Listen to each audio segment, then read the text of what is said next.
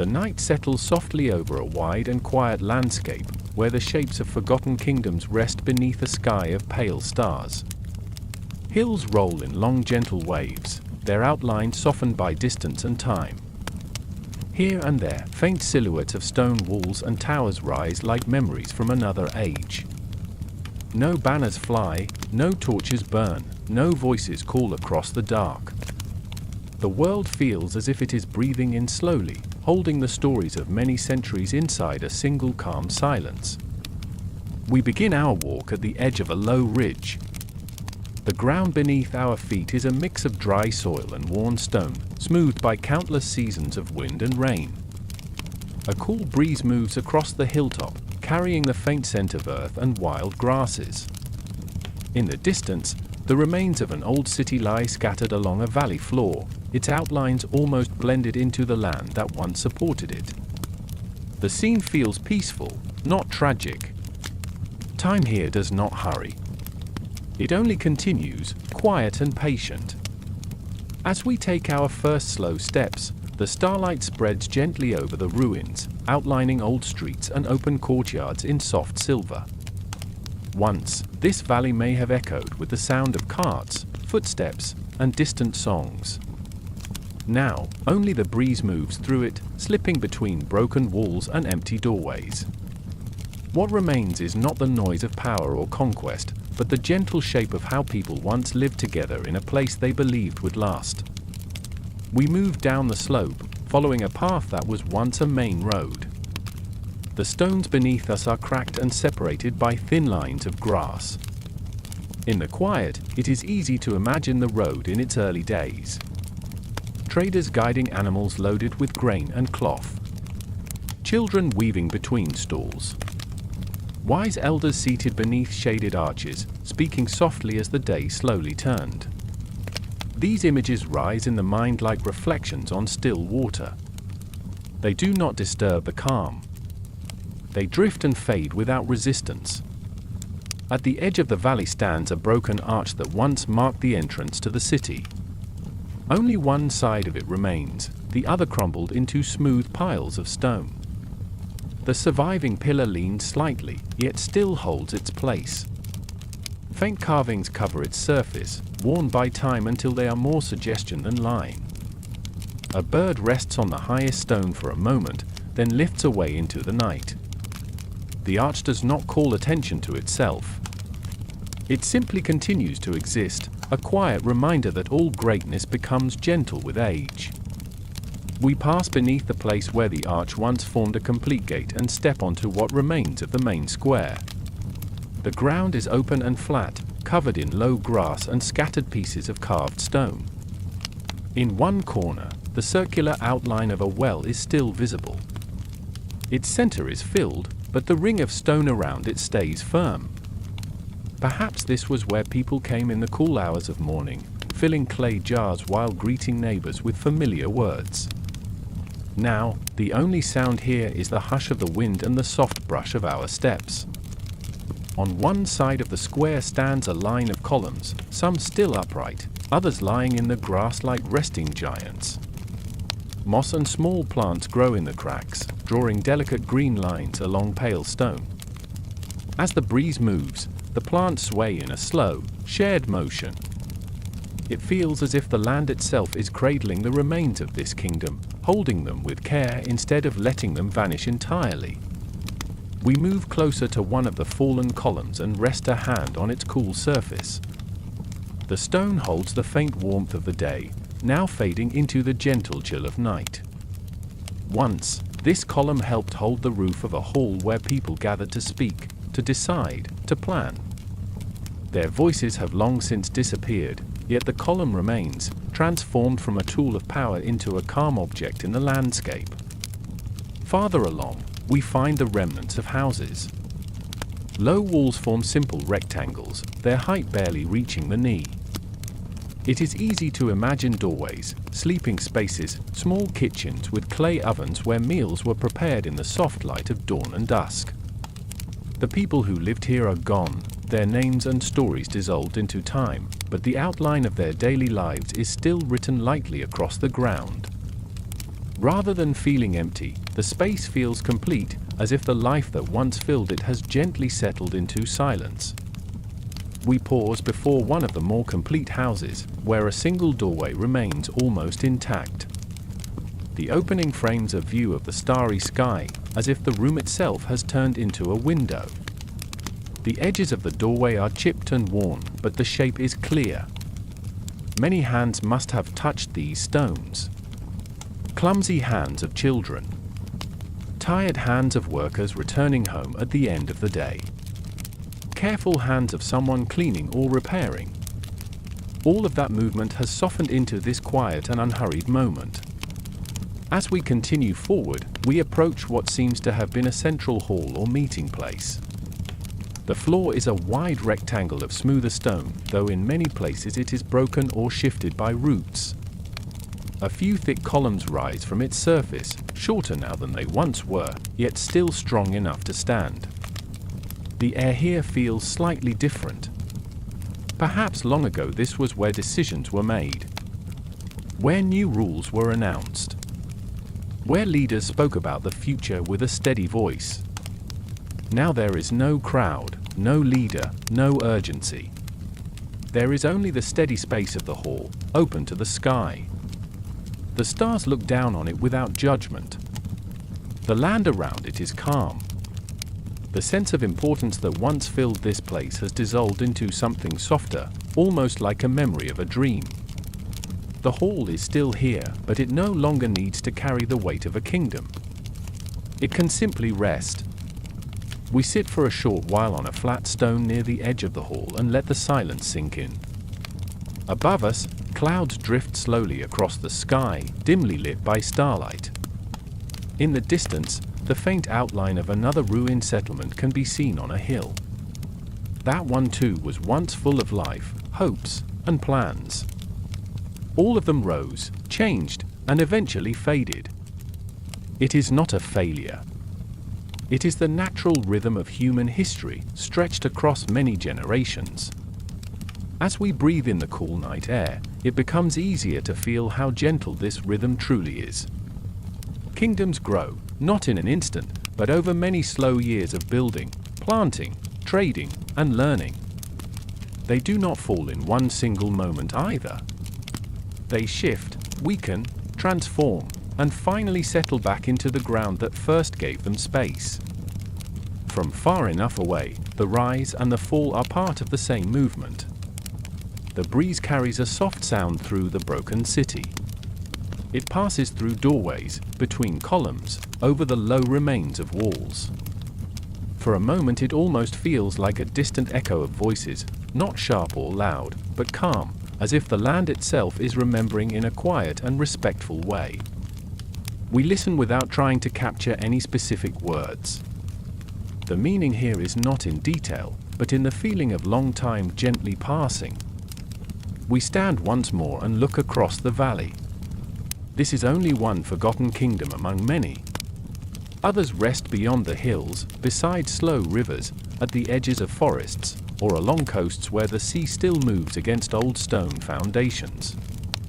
Each one had its own rise, its own high moments, and its own soft ending. None of them can return as they were, yet none of them are truly gone as long as the land carries their shapes and the mind carries their stories. With quiet steps, we begin to move again, following a path that leads out of the central square and toward another part of the valley. The night remains mild. The sky continues to shine. The ruins do not feel lonely. They feel settled, as if they have found their place in the long, slow story of the world. And in this calm first walk among them, we begin to see that the rise and fall of kingdoms is not a violent line drawn sharply up and down, but a gentle curve that folds back into the earth, leaving behind peaceful traces for those who pass through in the quiet hours of the night. Long ago, people may have stood here to speak about harvests, roads, or small disagreements that needed patient words. There is no crowd now, no table, no raised voice. The room has released its importance and become simple stone again. Still, The steady intention of all those quiet decisions lingers in the walls like a faint warmth that never fully leaves. We leave the hall and follow a shallow path that leads toward the open valley floor. The ground widens into a broad field, shaped like a shallow bowl between the hills. Faded lines cross the soil, marking old irrigation channels. They curve and branch in gentle patterns, each designed to share water fairly. Here the kingdom rose through patience and repetition, season after season, seed after seed. The power of the place was not in its walls but in its careful relationship with the land. As we walk along the edge of the field, we imagine it full. Rows of crops moving softly in the wind. Workers walking slowly between them, checking each plant with practiced hands. The smell of damp soil in the morning and warm earth in the late afternoon. The field looks bare now, yet the memory of work and hope feels close, as if it still rests just below the surface. At the far side of the field, near the base of a low slope, stands the outline of a storage building. Its walls form a rectangle with rounded corners. Inside, flat stones mark where large clay jars once stood in neat rows. A few broken pieces remain half buried in the dirt. Storage halls like this were the quiet heartbeat of many early kingdoms. Grain saved here in good years could carry people through dry or difficult times. It was a simple idea, but it required trust, planning, and steady discipline. Standing beside the fallen wall, we begin to understand the gentle nature of this kingdom's rise. It grew not from sudden conquest but from thousands of small, reliable efforts. People planted when it was time to plant, repaired channels when water shifted, and shed stored grain when seasons turned harsh. Strength here was not dramatic. It was consistent. It moved at the same pace as the turning year. We follow a road that curves away from the field and climbs slightly between two small hills. Stone markers appear at intervals along its edge, some fallen, some still upright. Their surfaces are worn smooth by weather. Any carvings they once held have faded almost completely. Even so, they continue to stand as quiet guides, showing where the path once welcomed traders and visitors from other valleys. The pass between the hills forms a natural gate. As we step through it, the air cools for a moment, collected in the narrow space. On the other side, a smaller, older cluster of ruins appears. The stones here are lower, closer to the earth, and the layout simpler. This seems to be an earlier settlement, a first attempt at building a home in this landscape before the city in the main valley grew to its full size. In the center of this older place lies a circular meeting area. Flat stones create a ring with an open middle. We sit on one of these stones and look around. The rising sun now sends soft light across the low walls, giving them a warm glow. It is easy to imagine a handful of people gathered here long ago, speaking slowly about wells, fields, and families. No throne, no banners, only shared attention and the hope of building something steady. From this quiet seat, the story of the kingdom becomes clearer. It did not appear all at once. It grew from this small circle outward, like ripples in a pond. As more homes were built and fields expanded, the center of life shifted to the larger valley, but this first ring of stones remained the place where everything began. We stand and walk to a small ridge that overlooks both the older and newer settlements. From here the shapes of the ruins flow together. Paths line up between them. Fields connect at their edges. The story is one of gradual growth, guided less by ambition and more by careful listening to the land and to one another. The wind rises slightly, carrying the scent of soil warming in the early light. It moves over the stones, through the empty doorways, and across the quiet fields. Nothing in this scene feels rushed. The rise of the kingdom is written across the landscape as a long, gentle curve, banding with early light and relaxing into gentle stillness. Ahead, the remains of another group of buildings appear. Their shapes form a loose cluster, suggesting a small neighborhood that once belonged to workers who tended the irrigation channels and storage halls. The houses here are arranged around a long rectangular space. This may have been a communal yard where families gathered in the evenings. Several low platforms lie along the edges, perhaps used for drying grain or laying out tools. The air holds a sense of routine shaped over generations. Work days here were likely simple but steady. People rose with the sun, tended the fields, and returned at dusk when the sky cooled. The kingdom grew on this rhythm of repeated days. One house draws our attention. Its doorway still stands, though the top stone has shifted slightly. Inside, the floor is lined with hard-packed earth, smoother than the surrounding ground. A shallow pit sits near the far wall. It might have been used for a small cooking fire. We imagine the glow of embers at night, the soft sound of voices, the steady comfort of warm food after long hours in the fields. Life felt grounded here, shaped by ordinary tasks done with quiet intention. Leaving the houses, we walk toward a raised embankment stretching across the valley floor. This is part of the kingdom's main irrigation network. The channels run in straight lines and gentle arcs, calculated to guide water evenly. Even now, they remain visible as shallow depressions in the soil. Some stones marking the edges still sit in their original places. We climb onto the embankment and follow it. From here the view widens. The valley stretches out below, marked with faint patterns where fields once lay in careful order. Beyond them, hills rise in slow curves with soft shadows settling between them. Everything feels calm and wide, shaped by long collaboration between people and land. Where the embankment turns, we find a small structure built into its side. It is rectangular and low, with two narrow entry points. Inside, the air is cooler. The walls are made of stones fitted tightly together. This seems to have been a control point for regulating water flow. A large stone slab forms a channel divider. Small notches along its edges suggest that wooden gates once slid into place. Standing here, we sense how essential this quiet building must have been. The entire valley depended on the steady movement of water. The people who worked here held responsibility not through power but through reliability. Their slow, careful adjustments helped shape the kingdom's rise more than any banner or monument. When we leave the structure, we follow a short branch of the channel that leads to a cluster of trees on the far side of the valley. These trees stand taller and fuller than the sparse shrubs around them. Their roots must still reach traces of moisture in the soil. Beneath the trees lies a clearing with smooth stones arranged in a circle. This space feels different from the rest of the valley. Cooler, calmer, almost sheltered.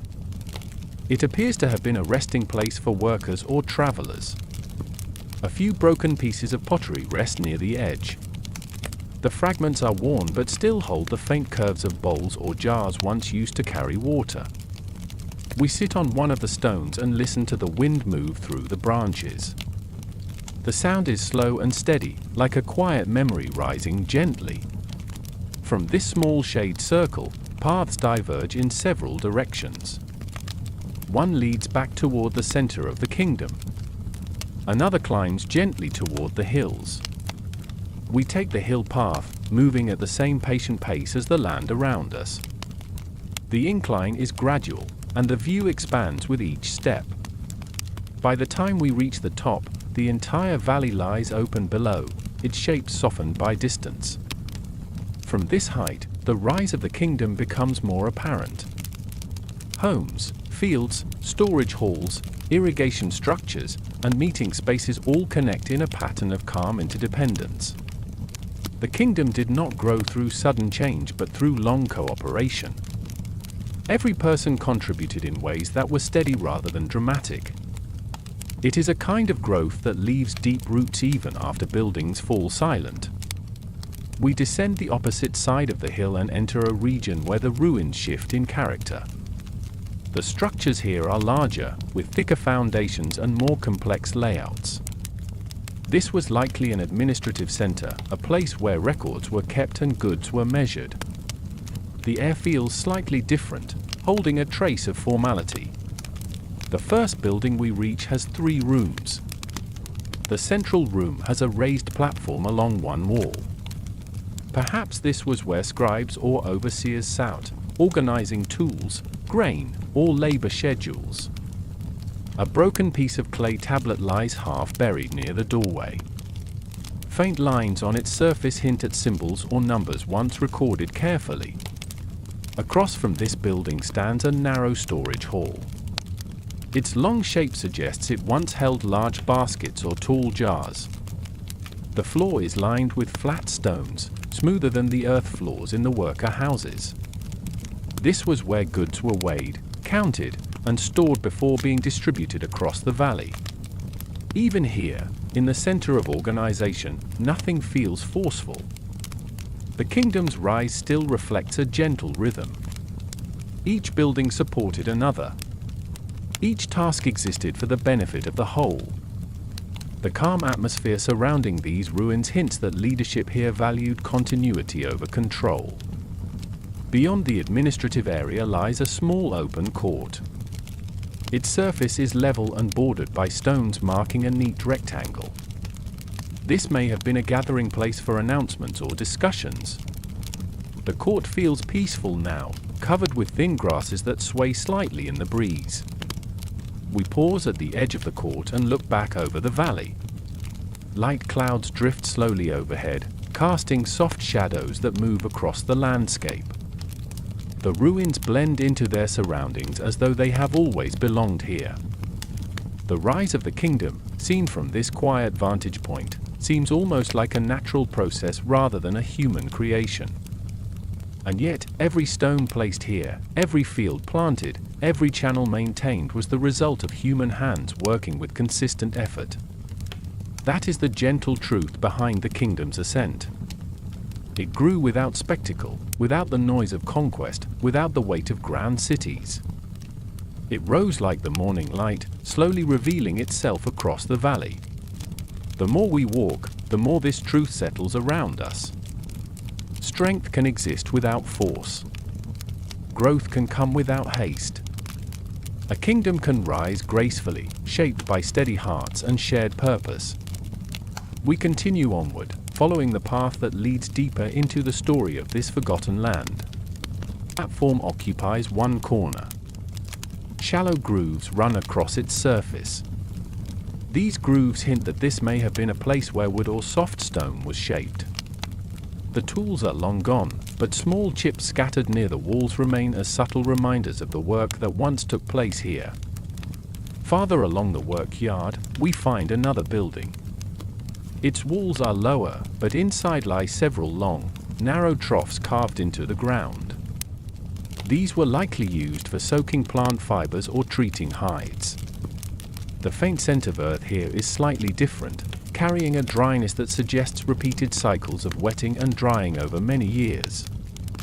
Workers must have moved slowly between these troughs, lifting heavy bundles, rinsing them, laying them out to dry under the open sky.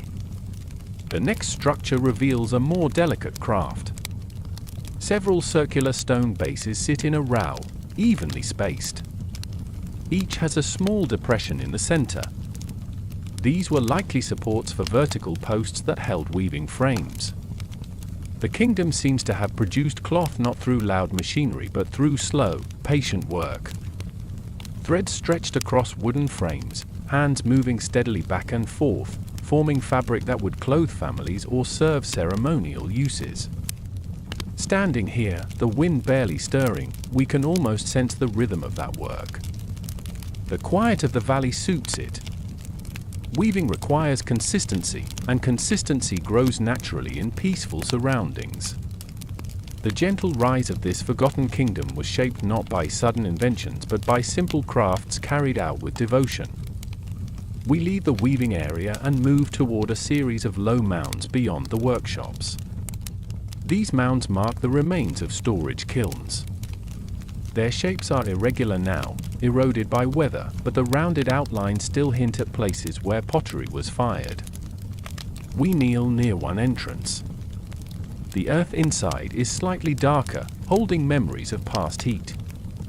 The people here must have created large jars for storing grain, small vessels for carrying water, and countless containers for daily life. Beyond the kilns lies a broad terrace built into the hillside. Its stone edges are still firm, forming a level platform with a view across the valley. This terrace served a special purpose. Scattered along its surface are flat stones arranged in slow curves. Their placement suggests that this may have been a gathering place for artisans, perhaps used for seasonal festivals or quiet communal meetings. The space carries an atmosphere of calm cooperation.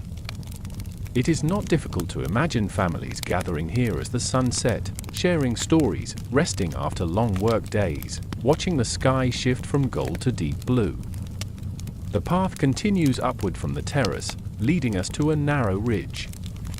As we climb, the breeze grows slightly stronger, but still gentle enough to feel soothing. When we reach the top, a more expansive view opens before us. From this vantage point, we can see both the workshops below and another cluster of ruins farther along the ridge. These new structures are different again. They are more spread out, with wider distances between them. Walking toward them, we soon realized this was a residential area for a group that likely held specific responsibilities, perhaps skilled craftsmen or seasonal overseers. Their homes are larger than the valley houses but not grand.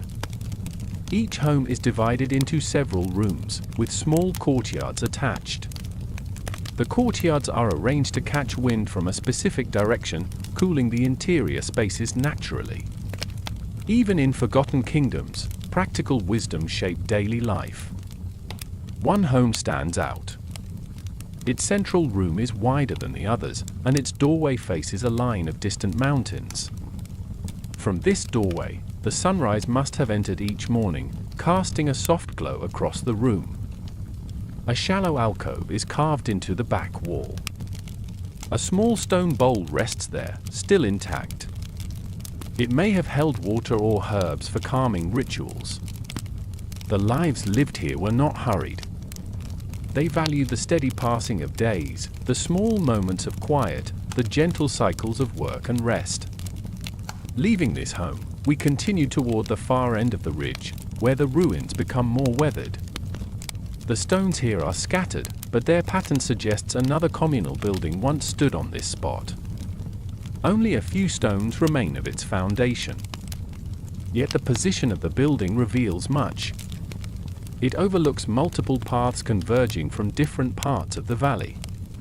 This was likely a meeting point, a neutral ground where people exchanged goods or news.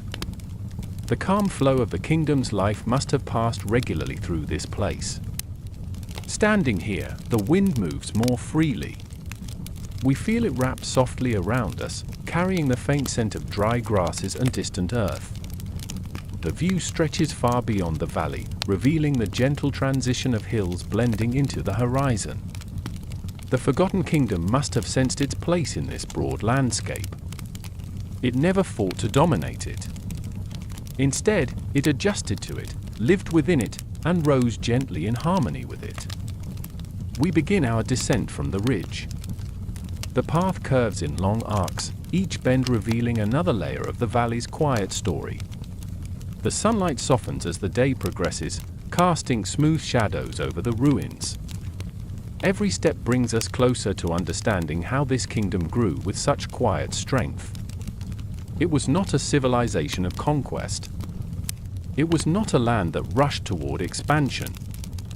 Its rise was soft, unforced, guided by the slow work of hands, the steady flow of water, the rhythm of seasons, and the cooperation of families. Its story continues to unfold around us with each stone, each pathway, each gentle breeze. By the time we reach the valley floor again, the light has shifted to a calm, warm hue. The workshops rest in silence. The kilns stand like sleeping memories. The gathering terrace watches over the land with peaceful patience. We continue walking, ready to discover the next quiet chapter of this forgotten kingdom's rise and fall. Could be observed together. The gentle rise of the kingdom was not only physical or economic, it was also shaped by a culture that valued shared stillness. We step between two parallel rows of stones that form a path leading deeper into this ceremonial area. The ground beneath our feet feels firmer, packed by centuries of footsteps that moved along it during seasonal gatherings. The path widens into an oval clearing with a smooth central platform built of flat stones. Time has cracked some of them slightly, but the shape remains intact. Standing in the center, we look around. The clearing is surrounded by rising slopes, creating a natural circle. Sound behaves differently here. Even our quiet breath seems to linger before fading into the air. The people who built this place understood how land carries sound and stillness. They shaped this clearing to hold the presence of a community without amplifying noise. It was a place for listening rather than speaking.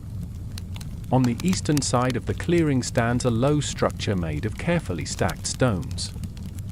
Its interior is dark and cool.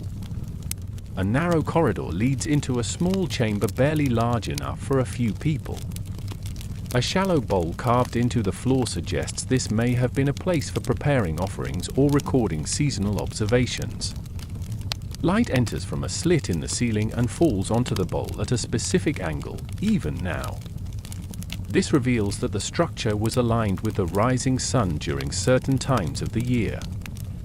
When we step outside again, we notice how the slopes around the clearing hold patches of different soil tones.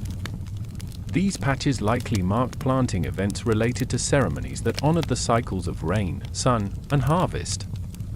Nothing grand or dramatic. Everything here feels modest, shaped by a gentle respect for the land that sustained the kingdom. Moving farther through the ceremonial zone, we find several stones engraved with shallow lines.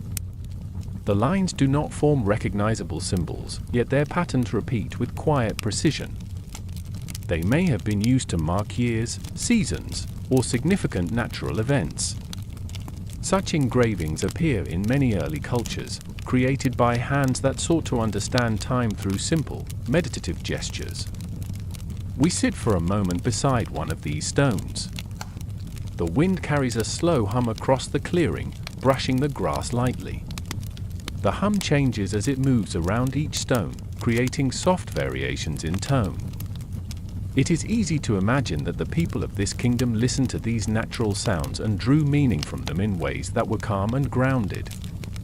Leaving the clearing, we follow a narrow path leading toward a line of tall, smooth rocks standing on the ridge above.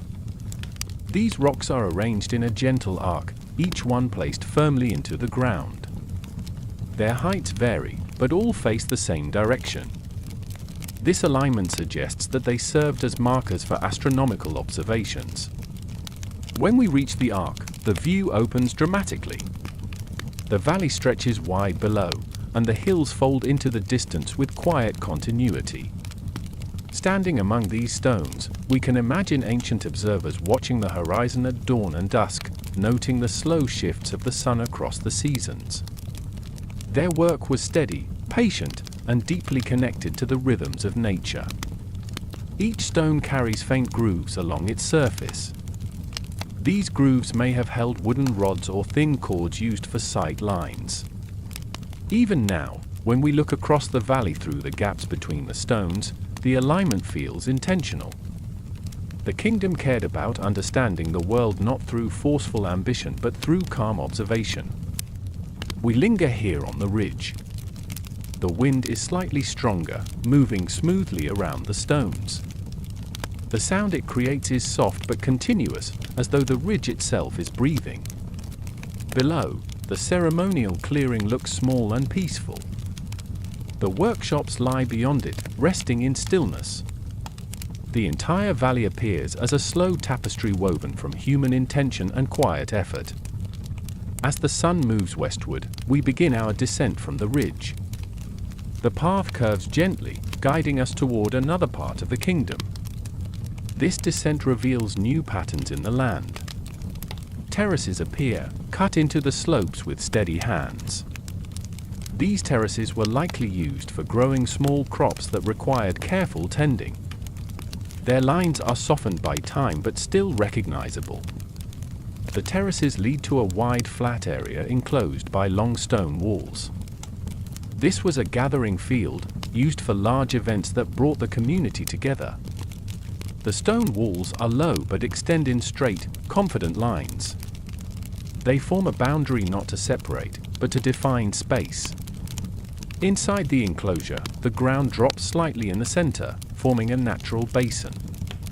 The basin may have served as a place for storytelling, music, or collective rest. The kingdom seems to have valued gentle forms of gathering that strengthen bonds without competition or display. The rise of this land was shaped by community, and community grows strongest in calm moments. We walk across the basin slowly. The ground feels firm and even. The wind moves steadily across the space, creating soft ripples in the grass. We imagine the sound of flutes or simple stringed instruments once echoing here, their notes drifting across the valley in the evening. This was a place where people came together not to celebrate victory or power, but to share time. Leaving the gathering field, we follow a gently sloping path toward the valley floor. Each step reveals another detail of the Forgotten Kingdom, a small stone circle near the edge of the path, a broken jar embedded in the soil, faint marks where pathways once converged. Everything here rests quietly, yet every detail carries the memory of steady lives and long patience. By the time we reach the lower ground, the sun has grown softer, casting warm light across the slopes. The ceremonial zone behind us appears almost dreamlike, its stones blending into the land. The workshops rest silently beyond it. The valley holds its story with calm dignity, revealing it only to those who move slowly enough to notice. We continue onward, ready to follow the next thread of this kingdom's gentle rise and eventual decline. A broken piece of clay tablet lies half buried in dust. Its surface holds a few straight lines and shallow marks, the remnants of recorded information. The marks are too faint to interpret now, but their presence confirms that this place served as the quiet memory of the kingdom, a space where daily events and seasonal cycles were written down with care. The next room has a long stone table at its center. Its edges are rounded from years of touch. Along the surface, we notice thin, parallel scratches carved by repeated contact with wooden styluses. Scribes would have stood here, leaning slightly forward, shaping lines into clay or wax with slow precision. The entire room feels like a vessel for thought, simple, functional, and peaceful. We step outside and walk to the second structure, slightly larger and better preserved. This building has a courtyard enclosed by low walls. The courtyard floor is packed earth, hardened by many footsteps. At its center stands a raised platform with a wide, flat top. The platform may have been used for drying tablets or airing documents after they were sealed. The sun falls on it now just as it must have centuries ago, warming the stone in the same patient rhythm. Around the courtyard, the walls hold several small niches carved into the stone. Each niche is large enough to hold a single object, perhaps a stamp, seal, or marking tool. Their arrangement suggests the work here involved organizing and verifying records rather than creating them. This administrative center likely served as the heart of the kingdom's slow, steady coordination. Beyond this cluster of record-keeping buildings, the land begins to rise again, forming a gentle slope. We follow the path upward until we reach a wide ledge with a sweeping view across the valley. From here, the shapes of the kingdom reveal themselves with greater clarity. The fields form soft rectangles. The workshops cluster near the lower slopes. The ceremonial spaces spread out across the ridge. Everything connects in a pattern shaped by calm intention. A few stones mark the edge of the ledge. They seem to outline the remains of a small structure, perhaps a watch post or resting shelter. It would have offered a quiet place for those overseeing the valley to pause during their rounds. Even the act of watching over the land must have felt gentle here, with no sense of urgency or threat. Turning away from the ledge, we continue along a narrow trail that winds across the hillside. The path is bordered by small shrubs and scattered stones. It leads us toward another part of the kingdom, where the ruins take on yet another character. As the land flattens again, we find ourselves entering what appears to be the educational district. The first structure is larger than most, with a wide interior framed by column bases. The floor is smooth and surprisingly even. Its size suggests it was once a gathering hall for teaching or shared learning. The air here feels lighter, infused with a subtle sense of curiosity. The kingdom's people must have valued the patient passing of knowledge from one generation to the next. In one corner of the hall, we find a row of small stones arranged in a curve. They may have formed seats for students. Their arrangement is simple, with no elevation or hierarchy. The teaching here was likely communal, with everyone seated at the same level. A smooth stone slab near the front served as a platform where a teacher could stand and speak. The slab is still flat, warmed by the sun filtering through the open doorway. Next to the hall stands another building, divided into 3 rooms. The rooms are narrow, with long stone benches built into the walls. These benches are low and smooth. The building may have served as a place for focused study, where groups gather to examine tablets or scrolls. The presence of multiple small rooms suggests learning here was both shared and quiet, shaped by patient collaboration rather than competition. We step into the first room and sit on the stone bench. The coolness of the wall presses gently against our back. The room feels deeply still, as though it remembers the quiet concentration of those who once sat here. Students must have spent long hours reading, carving symbols, or copying lines under the guidance of older scholars. Slowly, steady knowledge built the foundation of the kingdom's growth. Moving on, we find a smaller structure farther along the hillside. Only 2 rooms remain, but their layout is distinctive. The first room is long and narrow with a central trough carved into the floor. This trough may have been used to hold water for preparing pigments or inks. A shallow basin sits at the end of the trough. The air here still carries the faint scent of earth and minerals. The second room contains a smooth slab positioned at an angle. This may have been a place where students practiced drawing or writing. The slab surface is slightly hollowed from repeated use, giving it the shape of a gentle curve. Standing here, we sense the calm dedication that must have filled this district. The kingdom valued knowledge not for power but for understanding. Each generation built on the last through slow, careful teaching. The rise of the kingdom was anchored in this patient transfer of memory. Leaving the educational buildings, we follow a path bordered by tall grasses that sway with a soft whisper. The land widens again, revealing a series of low terraces. These terraces are natural meeting spaces, open and quiet. It seems that the people once gathered here during seasonal transitions, perhaps to share stories or recitations from the scholars. The terraces form gentle steps leading downward, each one catching light differently. As we descend, the valley stretches out before us with renewed clarity. The workshops, the ceremonial zone, the gathering spaces, the administrative district, and the learning halls all form a landscape shaped by calm purpose. The kingdom grew not through force or ambition but through quiet cooperation and steady daily effort. When we reach the bottom of the terraces, the wind shifts in a slow arc, carrying hints of dust and warm stone. The shadows deepen around the distant ruins. The story of this forgotten kingdom continues to unfold gently, guiding us toward the next layer of its rise and its eventual fall. We walk onward through the quiet light, ready for the next chapter, forming an unbroken ring. Inside, the floor dips slightly in the center. A shallow depression marks the space where a small fire may have been kept during dawn ceremonies. The walls once stood higher, but only the bases remain, forming a quiet outline around the open sky.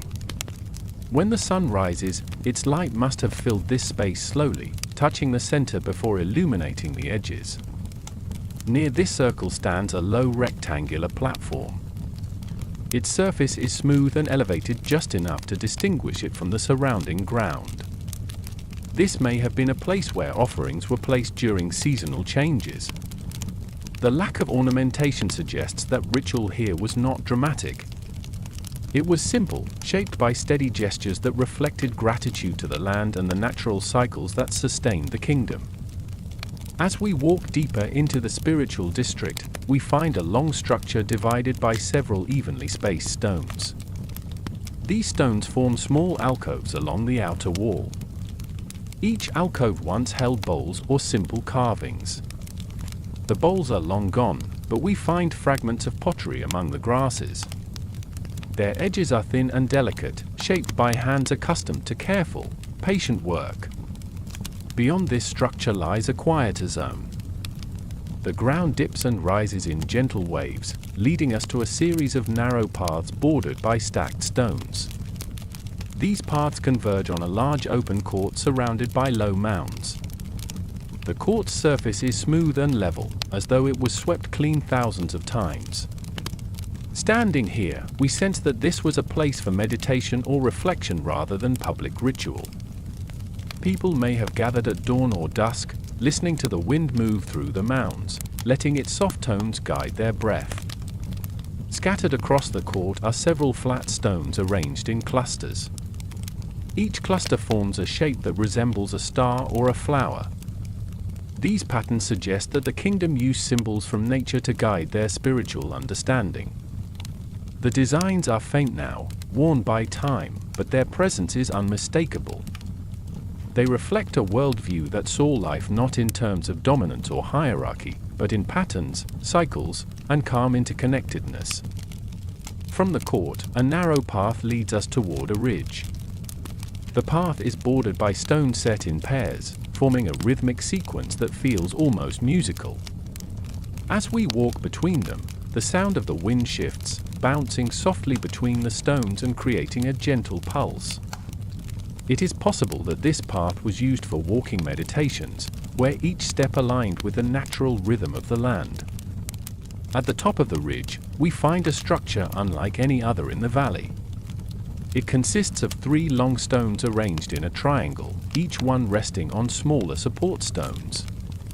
The triangle frames the horizon, creating a window through which travelers could view the sky during sunrise or moonrise. This space carries an almost sacred stillness. The Forgotten Kingdom may have aligned this structure with specific celestial events, using it as a marker for the passage of seasons. We linger here for a moment. The wind moves gently through the stones. The view of the valley below is wide and peaceful. From this vantage point, the patterns of the kingdom appear softer, more fluid. The educational district sits quietly in the distance. The workshops rest near the lower slopes. The ceremonial spaces line the ridge on the far side. Everything appears connected, not by roads or walls, but by the calm intention that shaped each part. Descending the opposite side of the ridge, we encounter a series of terraces arranged in a spiral pattern. These terraces are smaller than agricultural terraces, and their curved layout suggests they served a symbolic rather than functional purpose. At the center of the spiral lies a single smooth stone. The surface is slightly concave, as though countless hands once touched it during quiet rituals. The spiral itself mirrors natural shapes, whirlpools, shells, wind patterns, reinforcing the idea that the kingdom's spirituality was rooted in nature's forms. Continuing onward, we reach a feature unlike any other in the valley, a long depression carved into the ground, bordered by parallel walls. The depression is narrow and gradually sloped, resembling an elongated basin. This may have been a reflective pool. Though dry now, its depth and shape suggest it once held water collected during certain seasons. Ritual pools appear in many early cultures, used not for bathing but for watching the sky reflected on the water's surface. Standing at the edge, we imagine the pool filled during a calm evening. The stars above mirrored softly below. The people here may have gathered in silence, observing the movement of light and reflection. Such practices encourage patience and quiet awareness, values that seem deeply woven into this kingdom's identity. Beyond the reflective pool, we find a row of stones set in a graceful arc. The stones are taller and narrower than those in other parts of the valley. Their shadows stretch long across the ground, creating a pattern of alternating light and dark. These stones may have been markers used to track the movement of the sun across the year. Though simple, this method of tracking time requires steady observation and trust in slow change.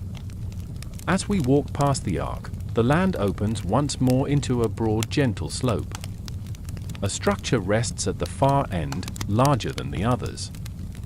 Its foundation suggests a hall, but its placement, isolated and facing the valley, indicates a different purpose.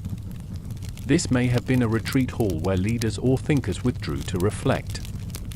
The hall is divided into two rooms. The first is spacious with an open doorway.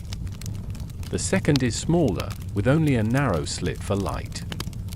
This inner room may have been used for deep silence, reserved for moments when the mind needed full rest. We sit inside the larger room. The stillness is soft and steady.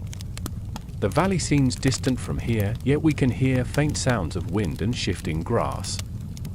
These subtle sounds must have guided the contemplative practices that shaped the kingdom's inner life. Leaving the hall, we follow a curving path that leads back toward the center of the valley. The spiritual district fades behind us, its stones blending into the land. The story of the forgotten kingdom grows clearer with each region we explore. It was a place built not on power or spectacle but on shared rhythms, thoughtful rituals, and calm resilience. The sun lowers slowly. Shadows stretch across the ruins. The valley breathes in long, steady cycles. We continue walking, ready to uncover the next quiet layer of this kingdom's rise and fall. Narrow or dramatic, it is a soft dip in the land where travelers could move without effort. The forgotten kingdom, though quiet and modest, understood the value of connection.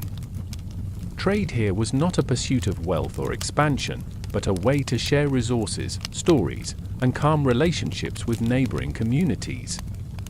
The first structure we encounter in this district is long and rectangular, with a wide entrance opening toward the pass.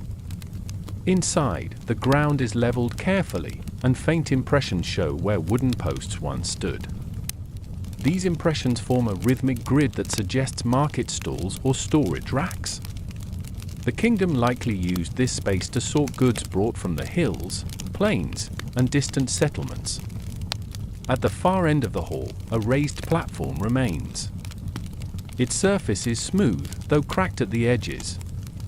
This platform may have been used for weighing items or recording transactions. The atmosphere in the hall feels peaceful, carrying no sense of urgency or competition. Trade here unfolded slowly, shaped by trust and quiet understanding rather than bargaining or excess. Stepping outside, we follow the worn path toward another building. This one is wider, with multiple entrances. Inside, the floor is divided into several long sections separated by low stone partitions. These sections resemble holding areas where different goods were stored. We find fragments of pottery jars scattered along the floor, their edges curved and thin. The jars may have contained grains, dried herbs, or simple textiles brought by visiting families. Near the back of the building, we find a small storage alcove carved into the wall. Its opening is smooth and rounded, as though touched by countless hands. The alcove may have held items of particular value, not luxury goods, but tools, seeds, or heirloom objects important for seasonal exchanges. In a quiet kingdom like this, value was measured not by rarity but by usefulness and shared purpose. Leaving the storage building, we walk toward an open courtyard framed by rows of low stones. These stones form rectangular outlines that once held benches or tables. Travelers and locals must have gathered here to rest, share food, and exchange news from their journeys. The kingdom seems to have honored the simple act of gathering by providing spaces where people could pause comfortably. The courtyard is quiet now. The wind moves slowly across its surface, carrying faint echoes of footsteps long faded. The soft hum of distant grasses fills the air like a subtle melody. We imagine families sitting here during late afternoons, letting the warm light settle over them as they prepared for another day's journey. Beside the courtyard stands a circular structure with a low entrance. Inside, the ground slopes gently downward, forming a cool interior chamber. This may have been used for storing goods that needed shade. The air inside is noticeably cooler even now. The kingdom understood its land well, shaping buildings that worked with a natural environment rather than against it. As we step out of the chamber, we notice a faint trail branching away from the main path. It leads us toward the base of a ridge where several narrow terraces appear. These terraces are different from the farming terraces we saw earlier. Their surfaces are smoother, and small stones line their edges in precise rows. They may have been used as display areas during market gatherings, where artisans presented tools, pottery, or woven cloth. We walk along these terraces, imagining soft conversations drifting between the stalls, the gentle rhythm of cloth being folded, or the slow movement of workers lifting baskets. Nothing about this kingdom's trade suggests urgency. Even its commerce seems shaped by calm collaboration and mutual respect. Continuing along the ridge, we discover a long platform overlooking the pass. The edges of the platform are reinforced with large stones placed in deliberate patterns. This vantage point was likely a lookout, not for defense, but to watch for incoming travelers. The kingdom's people probably recognized familiar groups by the way they approached, slow-moving herders, families carrying woven bags, or distant neighbors bringing seasonal produce. From this lookout, the valley spreads below us in a soft panorama. The trade district rests quietly at the base of the ridge. Behind it lie the spiritual terraces. Beyond them stretch the workshops, the educational halls, and the gathering fields.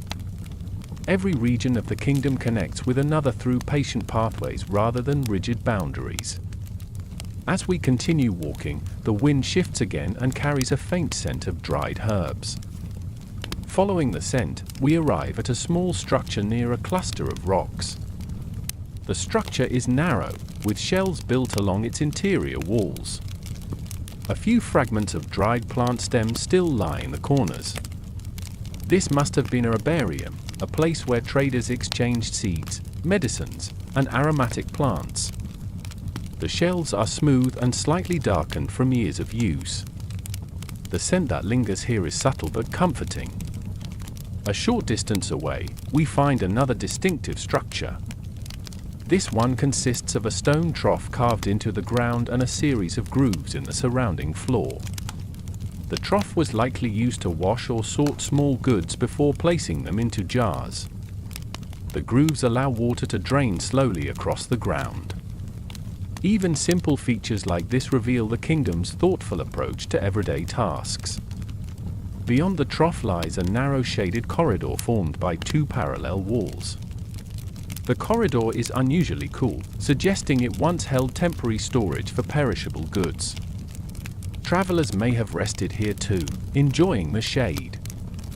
The walls are worn smooth, with a few faint markings that might have served as counting lines or tally marks. These marks, though nearly invisible, speak of people who moved through this corridor with quiet purpose. Exiting the corridor, we notice a final cluster of ruins farther down the slope. These structures are more eroded, but their arrangement suggests a residential area for visitors. Instead of permanent homes, These were likely guest shelters, simple rooms where travelers could rest before joining the kingdom's market or continuing along the pass. Their floors are small, their walls low, but their presence reveals the kingdom's hospitality. We step into one of the shelters. The room is open to the sky now, its doorway shaped by two leaning stones. The floor is smooth and slightly concave, worn by the weight of people lying down to rest. A small stone sits near one corner. It may have held a lantern or simple bowl. The quiet of the room is deep, carrying the memory of countless nights spent in peaceful pause. When we leave the shelter and look back at the trade district, we see a portrait of calm exchange. Goods moved slowly. People gathered patiently.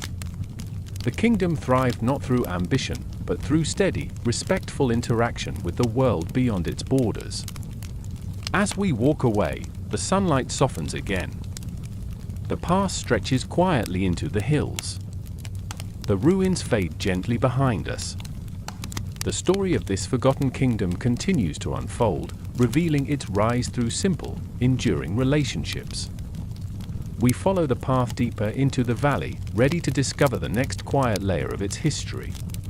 Ground here holds echoes of a different memory. This area marks the beginning of the kingdom's defensive zone, though even here, nothing feels threatening or rigid. The kingdom protected itself with subtlety, relying on quiet observation rather than force. The first structure we encounter is a watch post. Its stones are arranged in a square, with a raised platform at the center. The platform is smooth, its edges reinforced with thicker stones that help support a wooden frame long since vanished. A shallow groove runs along one side where a support beam once rested. The watch post faces the pass through which travelers entered the valley. Though simple, it served an important purpose. It allowed the community to observe who approached, to offer welcome, or to prepare for rare dangers with calm awareness. We step onto the platform and look out across the pass. From here, the view is wide and steady. The surrounding hills rise gently, forming a protective cradle. The quiet design of the watch post reflects the kingdom's philosophy. Defense here was not about intimidation or control. It was about understanding the land and responding with patience. Descending from the post, we follow a narrow path leading deeper into the slopes. The stones marking the path grow smaller, spaced farther apart. The area appears less structured, shaped more by natural contours than deliberate construction. Yet the faint remains of low walls and platforms suggest that guards or observers once moved through these hills in slow, careful cycles. As we walk, the wind shifts direction, carrying with it the scent of dry earth and distant grasses. The sound of our footsteps blends with the subtle rustle of the wind across the slopes. The hills rise and fall gently, creating pockets of silence that feel deep and steady. It is easy to imagine individuals walking here at dusk, their movements unhurried, listening closely to the land for signs of change. Farther ahead, we find a low stone terrace built into the hillside. The terrace is narrow but long, with a series of square impressions that once held wooden posts or small shelters. This terrace may have served as a resting station for patrols or a quiet place where watchers recorded notes about weather, animal movements, or approaching travelers. The foundation stones are smooth, lightly polished by countless feet. The air here feels contemplative rather than tense. Continuing onward, the path widens into a shallow depression bordered by scattered stones. These stones form the outline of a small courtyard. The courtyard's position, nestled between two hills, made it an ideal place for quiet gatherings of the kingdom's watchers. It is possible that they met here before setting out for their rounds or returned to discuss what they observed. The courtyard carries a sense of calm coordination rather than urgency. Near the courtyard stands another structure. Only part of its foundation remains, but its shape suggests it once held tools or supplies. A few fragments of pottery lie half buried in the dirt, their edges smooth and weathered. The pottery here is thicker than the jars we saw in the market district, likely used to store grains, water, or simple provisions for watchers who spent long hours in the hills. Beyond this structure lies a long pathway carved directly into the slope. The pathway follows the natural line of the hill, bending gently as it descends. Along one side, a shallow ditch runs parallel to the path. This ditch may have helped manage rainwater or guided footsteps along the safest line. The kingdom's designers understood the land so well that even their defensive features feel seamlessly integrated into the natural terrain. As we follow the path downward, the valley opens again into a broad, rolling plain. At first, the plain seems empty, but soon we notice shapes rising gently from the ground. These are the remains of signal stations. Each station consists of a central stone base surrounded by a ring of smaller stones. The bases once held tall wooden poles that carried simple markers, cloth strips, carved symbols, or small reflective discs used to send slow, deliberate signals across the valley. Standing at the first station, we can see the positions of the others. They form a long line extending across the plain, each one visible from the next. The spacing suggests not emergency signaling, but a calm, steady method of communication across distance. Perhaps the stations transmitted information about weather shifts, approaching travelers, or seasonal gatherings. We walk from one station to the next. The distance between them is wide enough to allow solitude yet close enough to maintain a gentle chain of communication. As we move, the land around us feels patient, almost meditative. The Forgotten Kingdom practiced defense not by dominating the land but by listening to it. The watchers who tended these stations likely spent long hours observing the sky, listening to winds, and reading the faint movements of animals or travelers. At the far end of the plain, we encounter the largest signal station. Its foundation stones form a broad ring around a raised central platform. The platform still holds a few fragments of charred wood, suggesting that fire signals were occasionally used. The fire would not have been large or dramatic. It would have burned slowly, releasing thin columns of smoke or gentle waves of light visible from the ridges. Standing on the platform, we look out across the valley. From here, much of the kingdom lies visible in soft layers. The trade district rests near the pass. The spiritual terraces line the slopes. The educational halls cluster near the central ridge.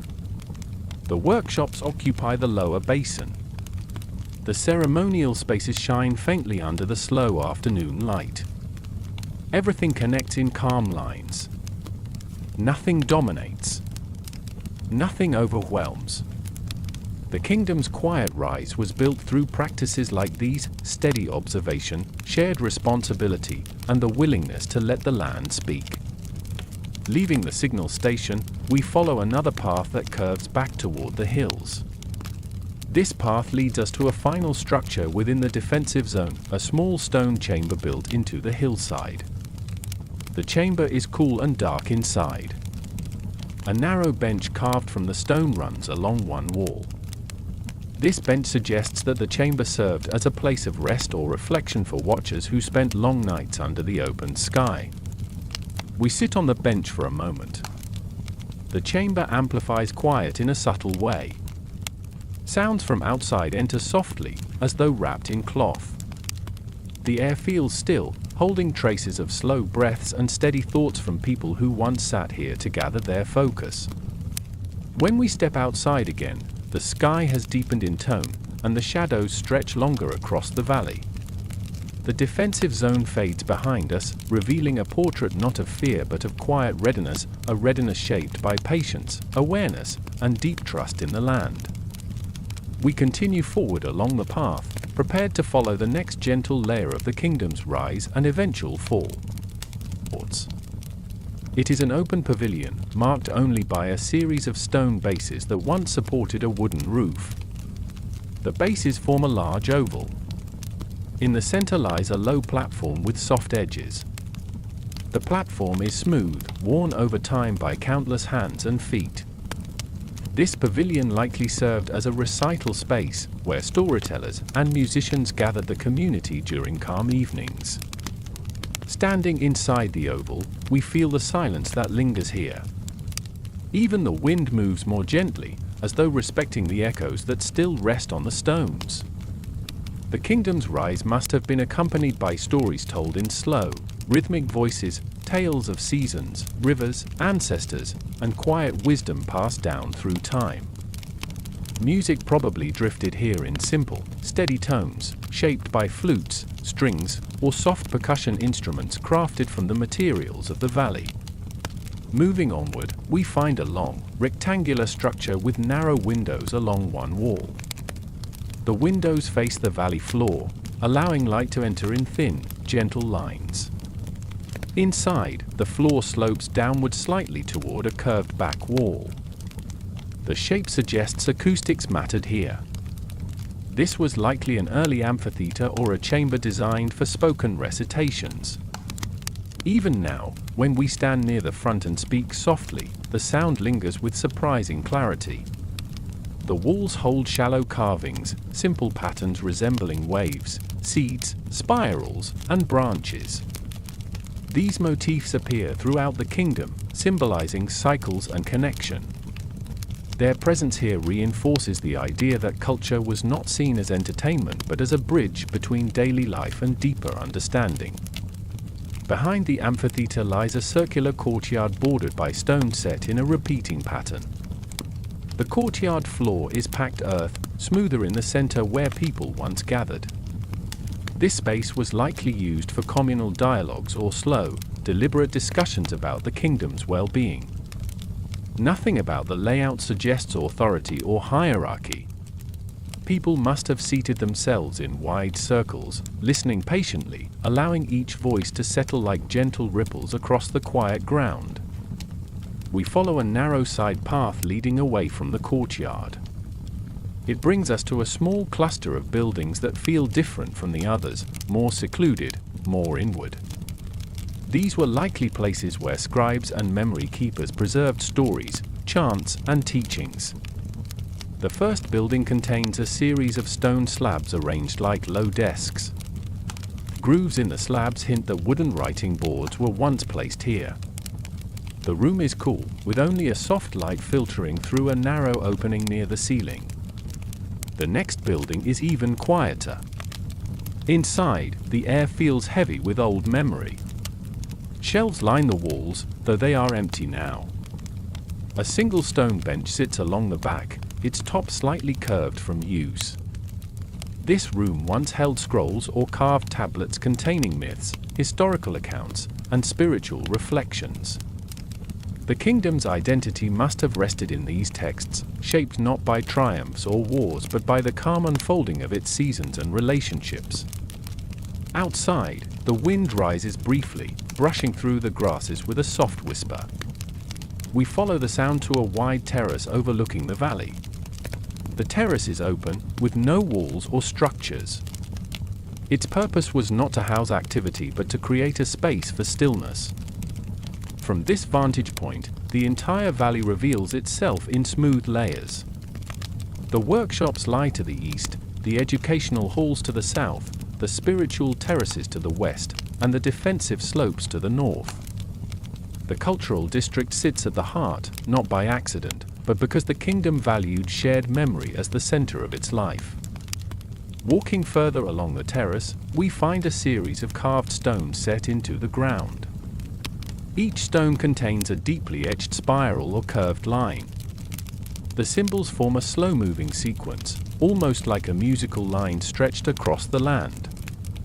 These carvings may have been part of a ritual walk, a path people followed while chanting or singing in gentle harmony. The stones create a rhythm underfoot that feels deliberate, steady, and calming. Beyond the carved stones, the terrace descends toward another cluster of ruins. These appear to be small workshops dedicated to artistic crafts. One room holds several flat stones arranged in a circle, likely used for shaping clay or soft stone.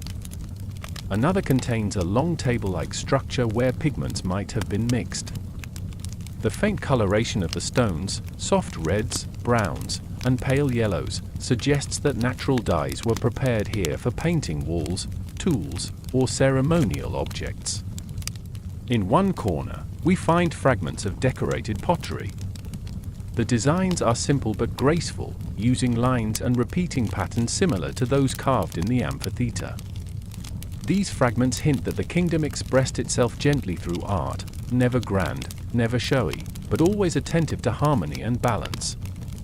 Continuing onward, we reach a space marked by 4 tall stone posts. Each post is carved with long vertical grooves.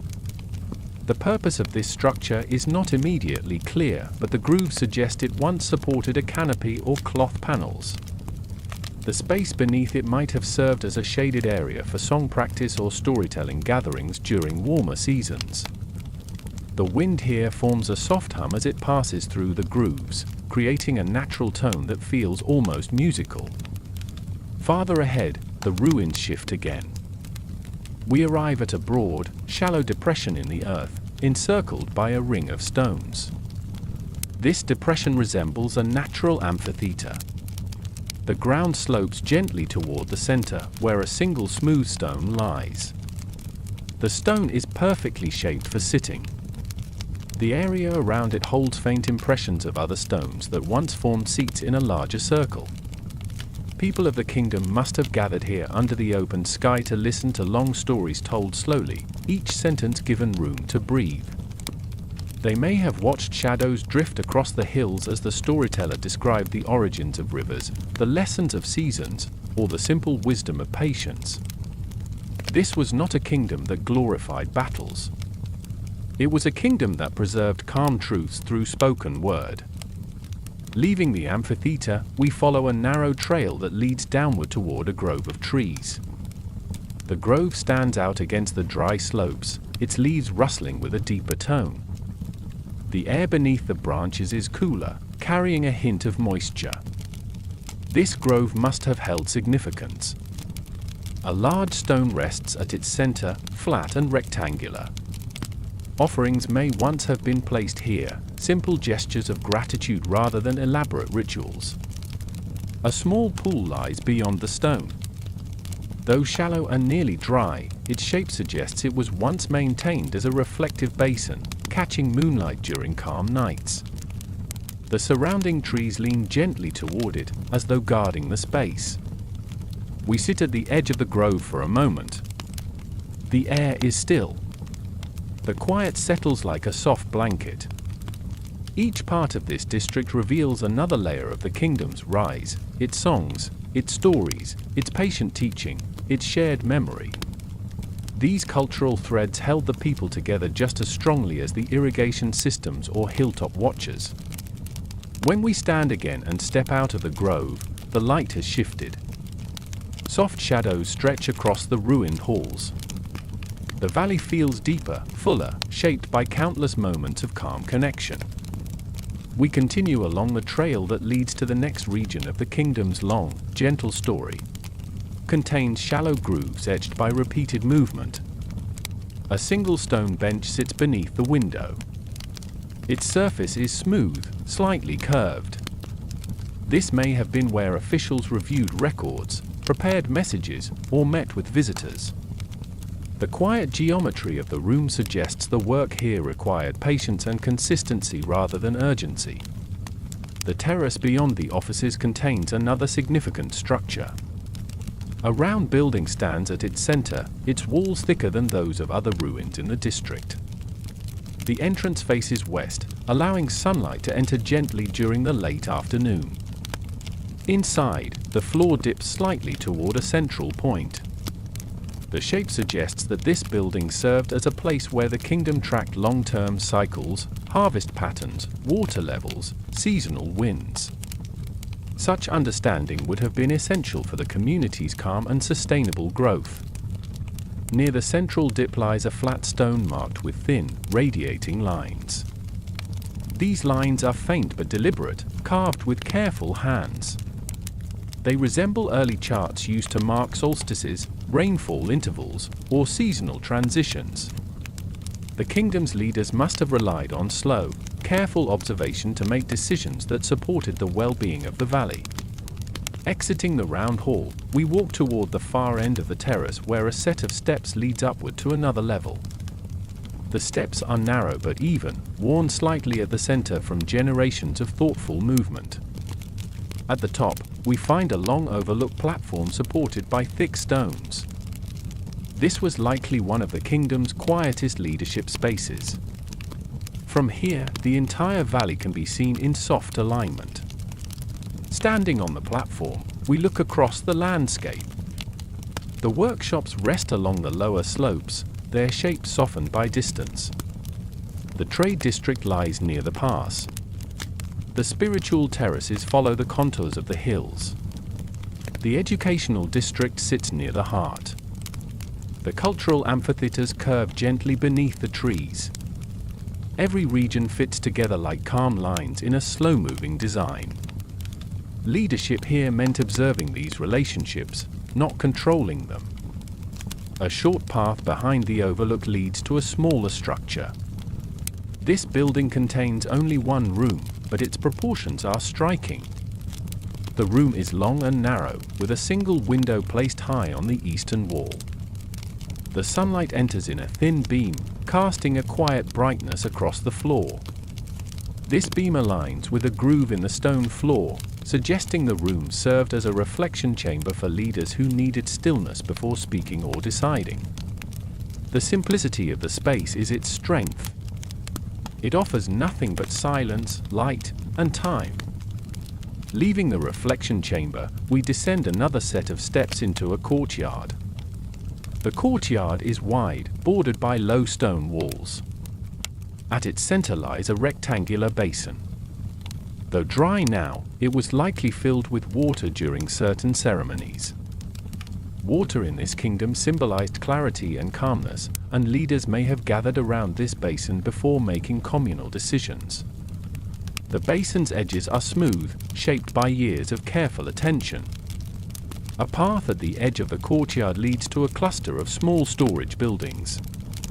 These buildings contain faint traces of wooden shells and floor depressions where jars once rested. These jars likely held grains or goods used by the leadership for distribution during difficult seasons. The kingdom appears to have practiced a gentle form of communal support, storing excess during abundant years so that no family suffered during lean ones. We continue walking along the gentle curve of the terrace and come upon another interesting feature, a long, narrow hall with openings on both sides. The openings frame the valley in alternating bands of light and shade. This hall was probably used for slow processions or rhythmic walking during community gatherings. The movement of light across the floor mimics the passage of seasons. The hall invites contemplation rather than spectacle. At the far end of the hall, a small room branches off. Inside, we find grooves arranged in a grid pattern carved into the stone floor. These grooves suggest the room once held a wooden rack or structure used to hold large tablets or charts. This was where long-term records of the kingdom were kept, weather logs, crop cycles, migration patterns, agreements with neighboring communities. Each groove, each line, each worn edge contributes to the memory of calm administrative labor. Leaving the governance district, we follow a descending path. The stones along the path are smoother here, as though many feet once traveled downward after long discussions. The wind shifts softly around us, carrying with it the quiet stability of the kingdom's leadership practices. As we near the bottom of the slope, the valley opens once again. The ruins of the governance district rest in their elevated place, overlooking the cultural heart, the spiritual terraces, the workshops, and the fields. The governance here was not forceful, but attentive. Leaders saw the kingdom as a living landscape rather than a structure to be controlled. We continue along the path, moving toward the next layer of this quiet kingdom's rise and eventual fall. Valley becomes broader here, and the breeze carries a softer, warmer tone. Shadows move slowly across the ground, stretching and retreating with the unhurried motion of late afternoon light. This part of the Forgotten Kingdom marks the transitional zone between its thriving rise and the early signs of its decline, a place where subtle changes in the landscape and in the rhythm of life began to shape the valley's quiet descent. The first structure we approach is a long rectangular building resting partly against the slope. Only the foundation stones remain, but their shape reveals that this was once a distribution hall. Goods collected during abundant seasons were brought here to be measured and shared during times of need. The hall sits lower in the valley, closer to the fields and water channels, suggesting a time when the kingdom still functioned with grace and cooperation. Yet even among the stones, small signs of wear appear. Several foundational blocks are slightly tilted, as though the land beneath them shifted long ago. Grass grows in steady patterns through the cracks.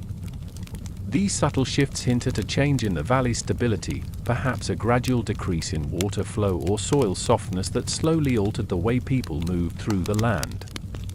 Nothing catastrophic occurred here. The decline was gentle, like a slow fade rather than a sudden break. Leaving the hall, we walked down a path bordered by scattered stones. These once formed the remains of storage shelters, though their lines are less defined now. Some stones have rolled slightly downhill. Others lie half-buried in the soft earth. The kingdom's careful organization began to loosen during its later years. It was not through conflict, but through the quiet letting go that happens as populations shift, resources thin, or priorities change. Farther ahead, we find a cluster of irrigation channels. These channels once glimmered with moving water, guiding it across the soils with calm precision. Now, they lie dry, their shallow grooves softened by time. The stones lining them have slipped out of alignment, though the patterns remain visible. From this point forward, the kingdom's decline becomes clearer, not through destruction, but through the slowing of systems that once sustained its steady growth. We follow the channels to their source. In the early years, a natural spring filled this area, feeding the valley with gentle consistency. The spring's basin still exists, a shallow curve in the earth surrounded by smooth stones. But the water is gone. The soil is pale and cracked, holding only faint traces of moisture. Climate shifts may have gradually reduced the flow. The kingdom, reliant on slow and steady water cycles, would have felt this change deeply. Above the spring basin stands a small structure shaped from carefully placed stones. It once held tools for tending the water system. Now, the tools are gone, and the structure feels like a quiet witness to the fading of the valley's lifeblood. Even so, the air here carries no sense of tragedy. The decline of this kingdom was gentle, allowing its people to adapt, relocate, or slowly transition their lives to nearby regions. Following the path upward, we reach a set of terraces that once held small gardens. The soil is soft and light, still retaining faint outlines of planting rows. The gardens must have been tended during the final phase of the kingdom's life, when the community began shifting from large-scale agriculture to smaller, more contained practices. These terraces feel intimate, shaped by hands that sought to maintain calm continuity even as resources became limited. Beyond the gardens, we enter a region where the buildings grow smaller and spaced farther apart. These structures appear more temporary, constructed from lighter materials whose impressions rest faintly on the earth. This area likely housed families who stayed in the valley during its slower years. Their choices reflect resilience rather than retreat. Even as the kingdom waned, people continued to live gently within the land, tending what they could and preserving the rituals that shaped their identity. One of the homes here still holds a partial doorway. The stones forming its entrance are smooth and slightly curved inward from repeated touch. Inside, the floor shows signs of continued use long after the kingdom's central districts began to fade. A shallow pit near the wall contains traces of ash. A simple hearth. A sign that quiet life persisted here, even as the valley's patterns changed. Near the home, we find a small communal area marked by stones arranged in a circle. The circle is modest, its stones smaller than those used in earlier gathering places. Still, it carries the unmistakable imprint of shared presence. People likely gathered here in the evenings to share news, prepare food, or perform gentle rituals passed down from earlier generations. Decline did not erase community, it simply shifted it to a quieter scale. Continuing along the slope, we notice that the path grows steeper. The land here has eroded slightly, revealing layers of stone beneath the soil. The erosion likely increased during the final period of the kingdom's life, reducing agricultural productivity and making travel more difficult. These changes would have encouraged families to seek more resilient land elsewhere. Yet the valley remained inhabited long enough for routines to persist and memories to settle into the stones. Farther down the path, we find a narrow overlook. It is small and simple, supported by 2 rows of stones. From here, the view of the valley shifts. The once dominant workshops, spiritual terraces, and cultural courts lie softened by distance, their shapes blending into the earth. The decline of the kingdom becomes visible not as decay, but as quiet return. The structures that once held life now rest peacefully, merging back into the land. Below the overlook lies a cluster of stone pillars. Some lean to one side. Others have fallen completely. These pillars once marked the entrance to a transitional district, perhaps a late-period marketplace or a final attempt to maintain exchange with neighboring communities. The stones show signs of reuse, suggesting the people adapted older structures to serve new needs as the kingdom evolved. The atmosphere here is calm, not desperate. Adaptation carried on until the very end. Beyond the pillars, the path leads to a wide clearing. The ground is flat, with faint rectangular outlines marking the last major structures built in the valley. These buildings appear to have been communal in nature, open spaces where families gathered during the kingdom's final years. The outlines are shallow now, but the symmetry hints at shared meals, evening stories, and soft chants meant to comfort the community during changing times. As we cross the clearing, the wind carries a deeper, more resonant hum. It moves across the valley with a tone that feels reflective. The ruins around us hold the story of a kingdom that rose gently and declined with equal gentleness. Nothing here speaks of violence or collapse. Instead, everything reflects transition, slow, patient, and respectful of the land that once sustained it. We continue walking toward the lower slope of the clearing. The sun drifts further west, casting longer shadows across the stones. The valley rests in this moment of quiet balance, holding both the memory of its rise and the early whisper of its fall. We follow the path to the next region, ready to uncover how the kingdom's gentle decline continued to shape the land and the people who lived here. In all chapters. The air here feels slightly cooler, as if the land itself has settled into a quieter rhythm.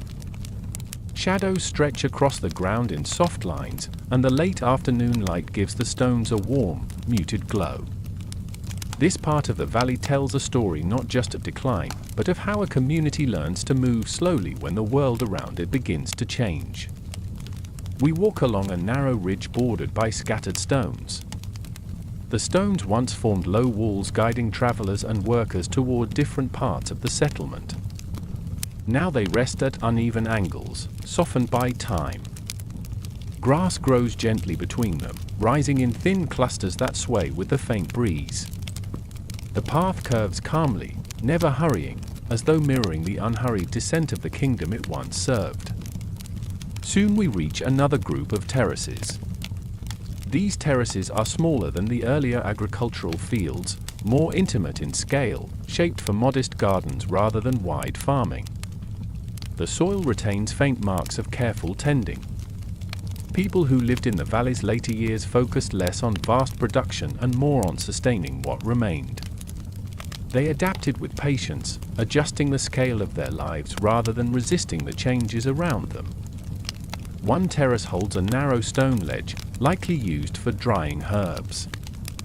A few weeds grow along its edge, their roots tracing the small cracks in the stone. Even in decline, the terraces feel peaceful, shaped by hands that sought harmony with the land rather than control over it. The quiet here is steady and comforting, as though the valley is remembering a time when families gathered to tend these softened fields together. Below the terraces lies a shallow basin. The shape of the basin suggests it once held a temporary water pool fed by seasonal runoff from the surrounding hills.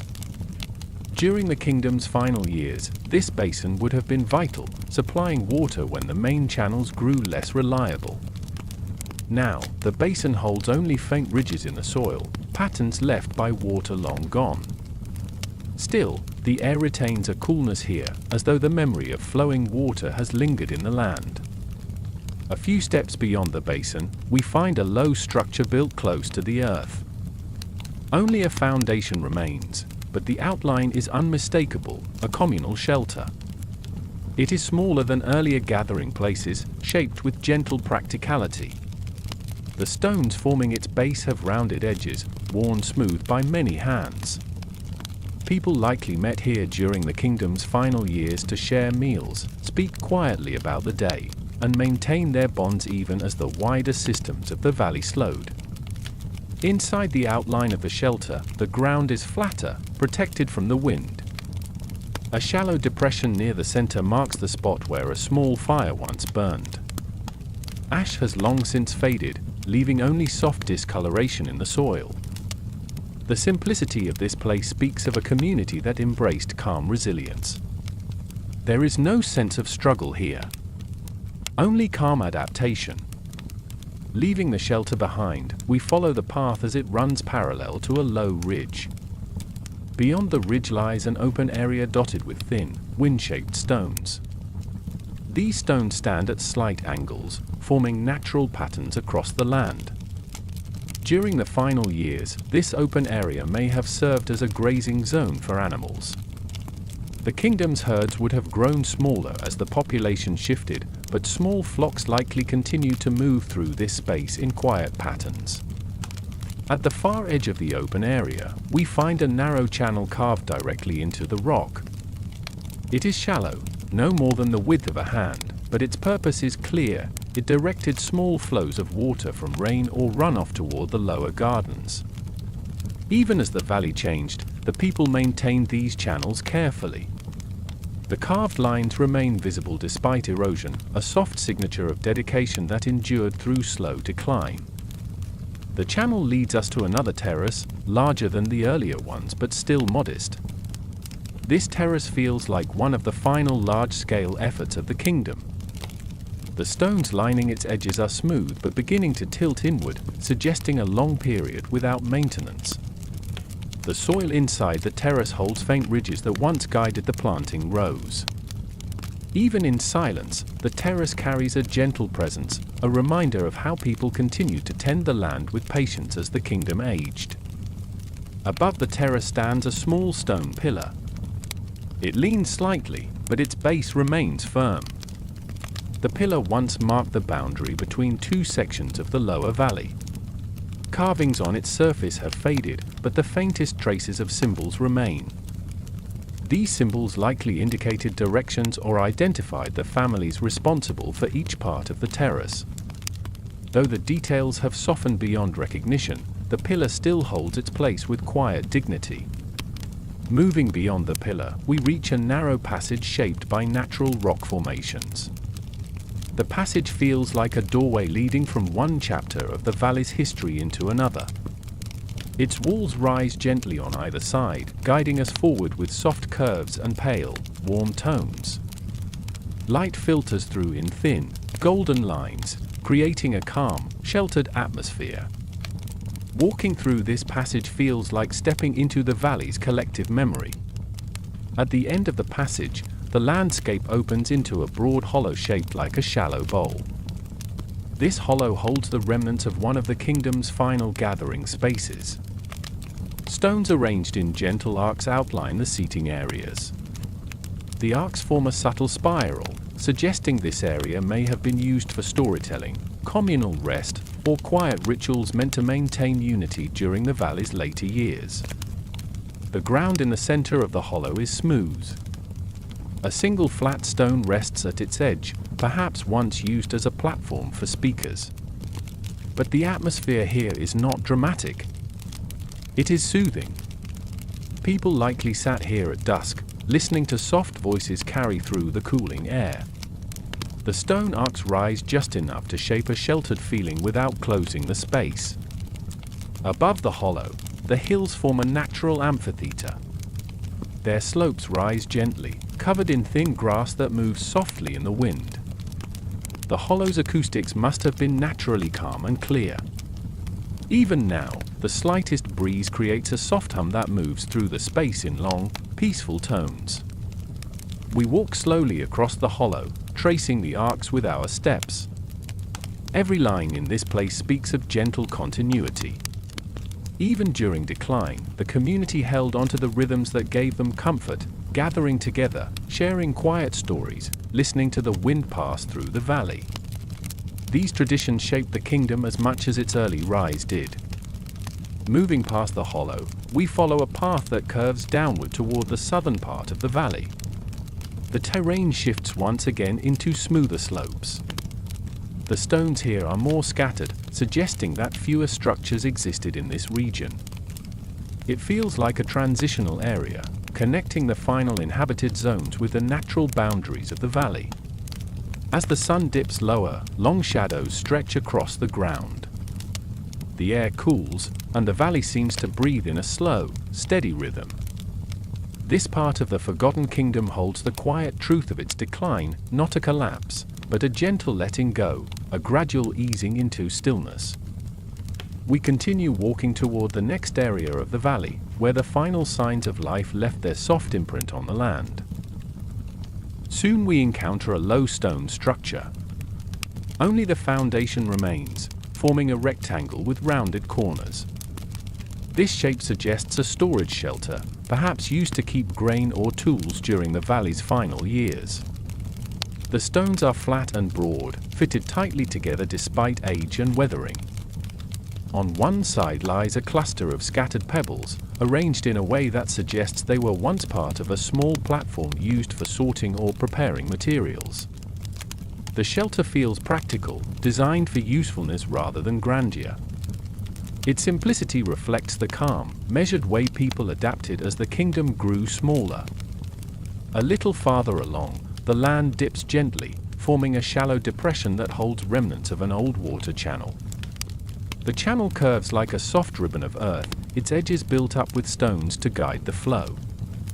In the last days of the kingdom, this channel likely carried limited but precious water toward the southern gardens.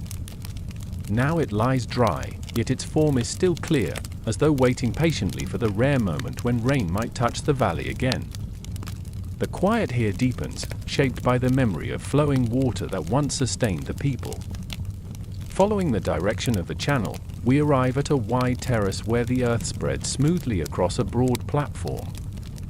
This terrace is larger than expected, suggesting that even during decline, there were efforts to maintain communal stability. The stones lining the terrace are carefully arranged. Their shapes vary, but they sit in balanced rows, each one placed with intention.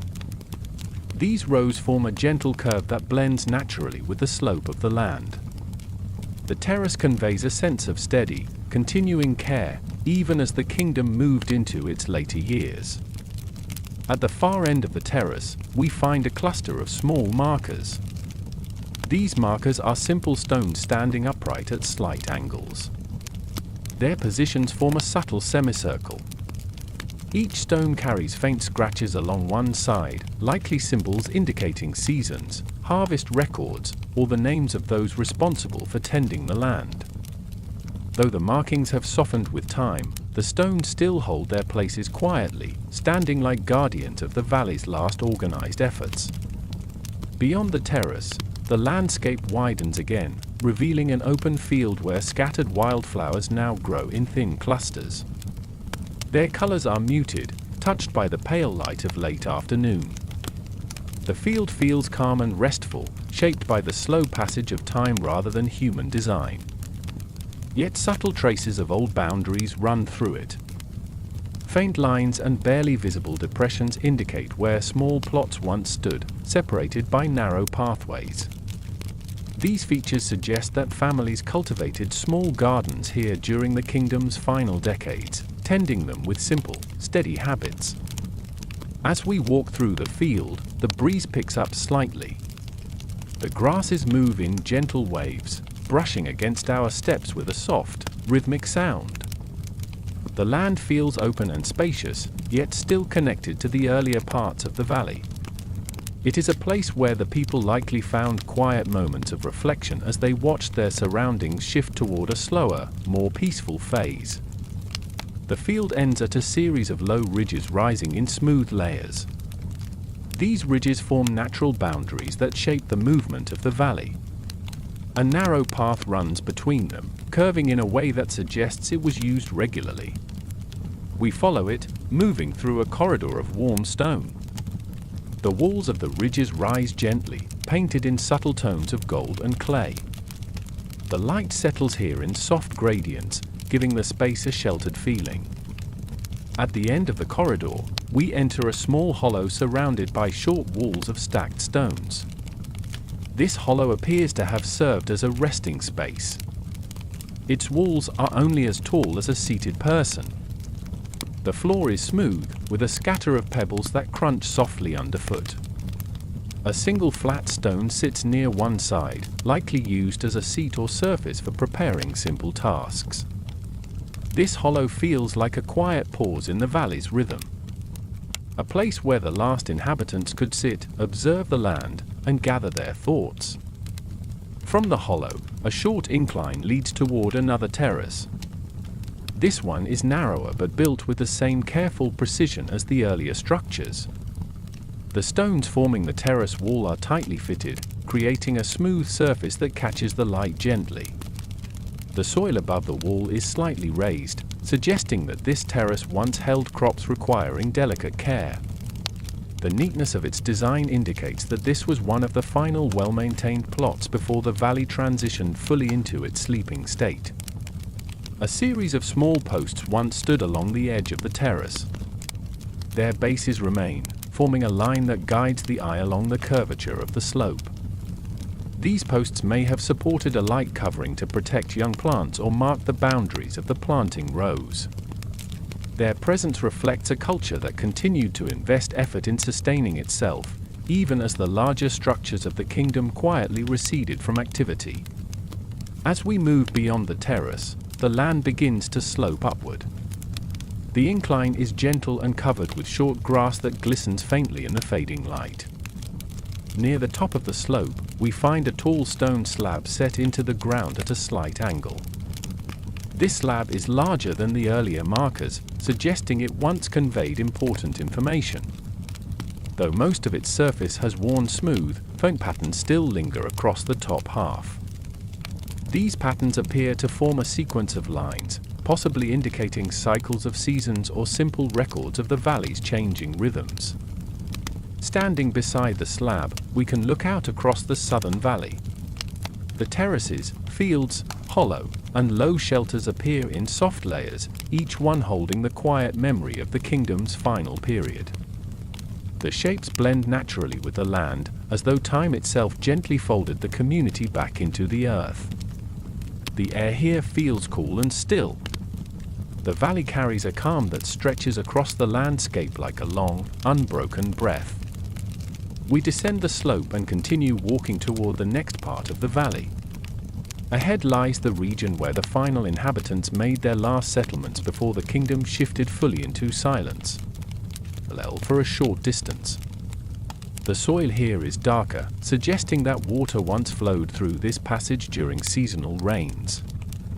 Over time, the corridor became a natural guide for travelers moving between the central and southern parts of the valley. As we step into it, the air grows cooler, and a soft echo follows each footfall. It is a quiet, enclosed space, almost like the valley's way of gathering the traveler close before revealing what lies beyond. When we emerge from the corridor, we find ourselves standing at the edge of a small cluster of stones arranged in wide arcs. These arcs form the outline of modest structures built in the later days of the Forgotten Kingdom. Each structure is compact, designed for small households or individual workers who prefer to live close to the terraces and grazing areas. The stones forming their bases are rounder than those in earlier buildings, shaped by many seasons of wind and sun. Their smoothness gives the remains a gentle appearance, as though age has softened every sharp line. One of the foundations contains a shallow depression near its center.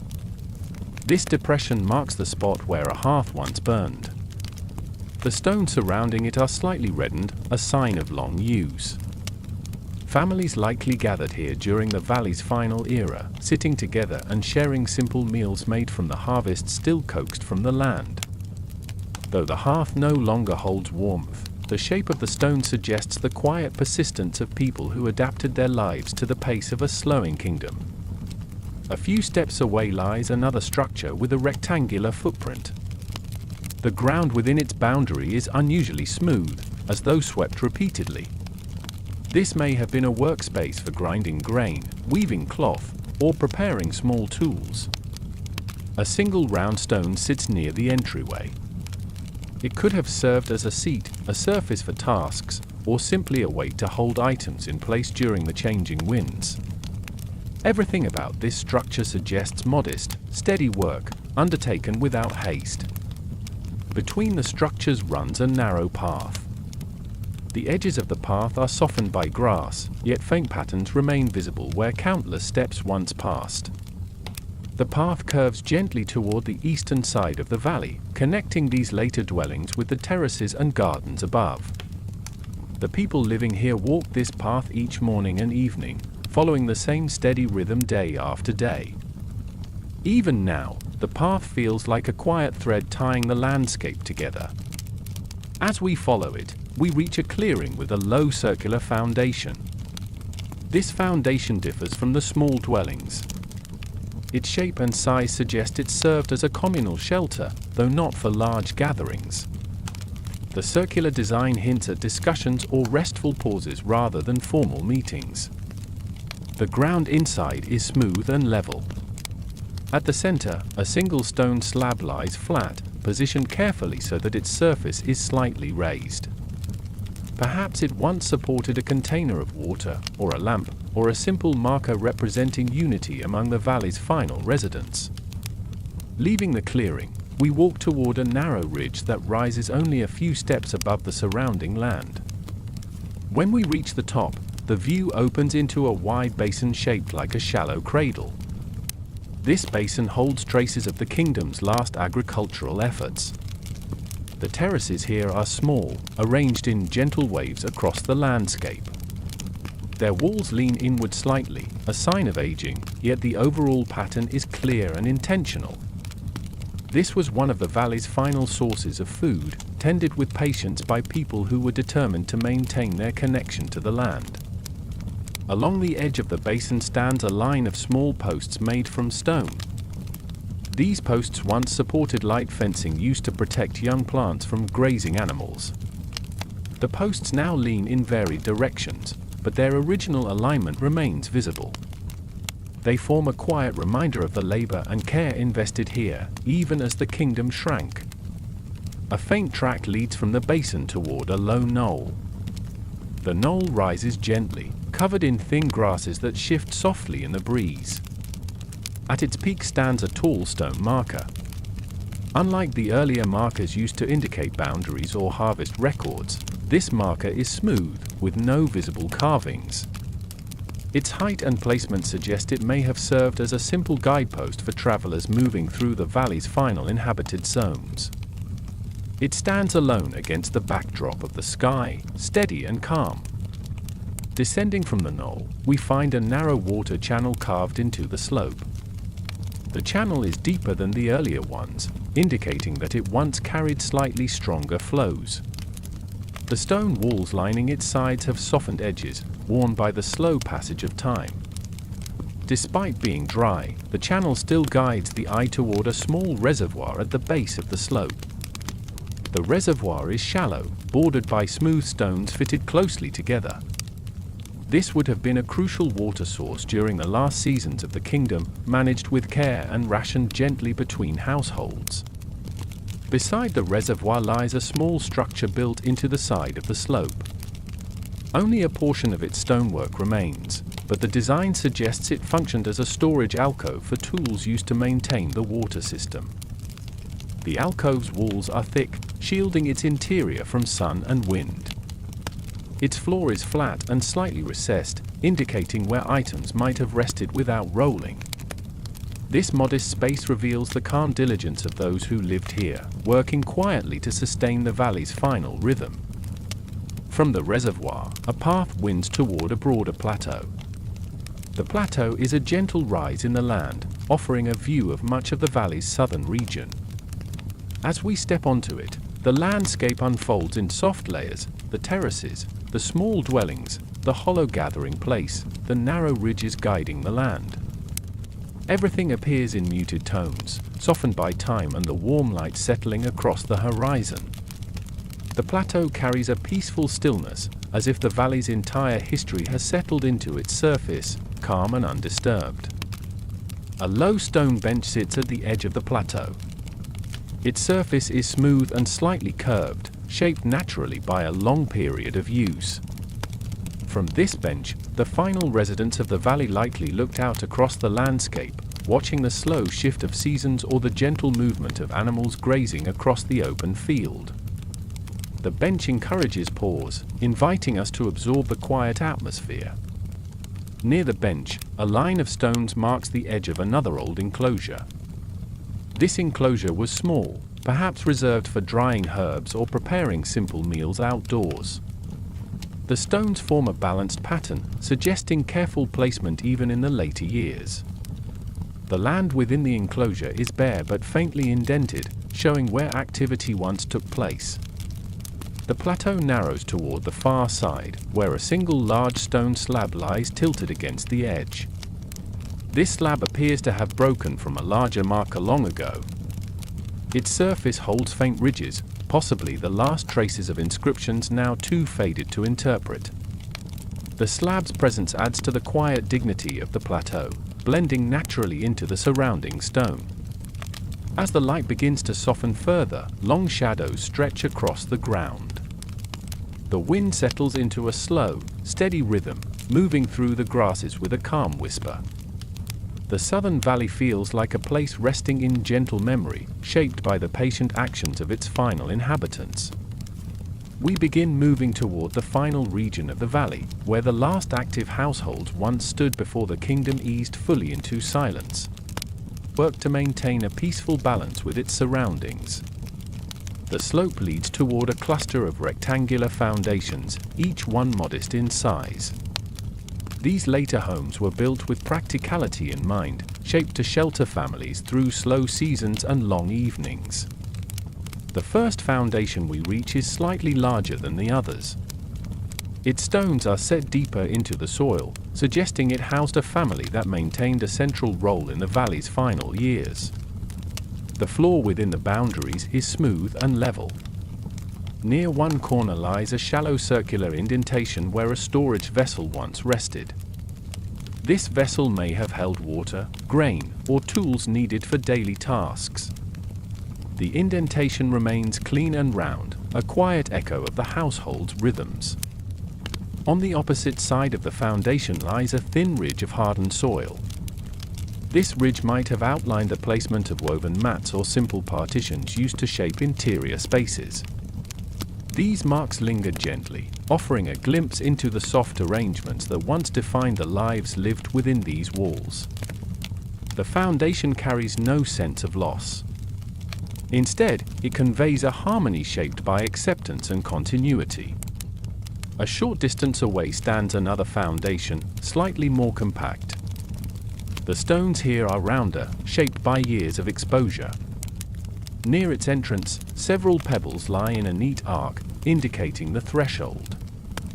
Such arcs often mark the place where sandals were removed or where water vessels were placed before entering. The interior holds a faint darkened patch where a small hearth once burned. Its edges are irregular, softened by time, yet still warm in color. This hearth was likely used sparingly, providing gentle heat during cool evenings rather than for large cooking tasks. We walk between the two homes along a narrow walkway. The walkway is lined with thin grasses that rise slightly higher in shaded areas, creating a varied carpet of soft green. The ground beneath the grass remains firm, shaped by long use. As we follow the path, it leads us to a circular open space that served as the communal center for the final residence. This open space is bordered by flat stones set at even intervals. Their placement suggests that people gathered here for quiet discussions, shared meals, or nighttime rest beneath the stars. The stones form a gentle ring, wide enough to accommodate several families. In the center of the circle lies a broad, flat rock with a smooth surface. Its shape indicates that it was used as a resting seat, a workspace, or a place for setting down shared items. The overall design of the communal center feels peaceful and balanced, reflecting a community that prioritized connection even in declining years. To the west of the circle lies a small terrace supported by a low wall.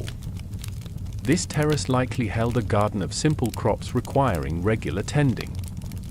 The soil here is slightly darker and softer than the surrounding land, suggesting it was enriched over time with careful methods. Thin ridges remain along its surface, faint outlines of planting rows arranged with patience. The terrace sits in a way that captures morning sunlight while staying protected from harsh winds. Its design shows an understanding of the land's natural rhythm, shaped by generations of observation. Adjacent to the terrace stands a small structure with a square foundation. Its walls once rose to form a storage hut used for preserving grains or dried herbs. The foundation's edges are still clear, and a set of 3 stones near one corner suggests a set of steps leading into the space. Inside the boundary lies a scatter of tiny fragments, perhaps remnants of vessels or tools used during the valley's final days. The storage hut reflected the community's focus on preparing for slow seasons, a trait that defined the twilight of the kingdom. Leaving the hut behind, we walk toward the southern edge of the settlement, where the land dips into a small basin. This basin collects soft winds that create a constant, low hum. At its center rests a single large stone slab. Unlike the earlier slabs used as markers, this one appears to have served as a shared work surface. Faint scratches cover its top, shaped by repeated use. Beside the slab lies a narrow groove carved into the earth, forming a shallow channel that allowed excess water or debris to flow downhill. The slab likely supported tasks such as grinding grains, preparing materials, or sorting small items gathered from the terraces.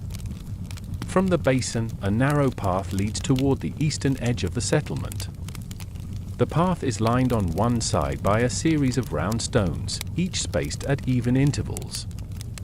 These stones may have held light posts or wooden markers, though only their bases remain. The positioning of the stones implies they guided people along the path during darker hours or when fog settled low across the valley. Even in its final days, the community ensured that movement remained steady and safe. The path ends at a low structure built partly into the hillside. The foundation is deep, with stones arranged in careful layers.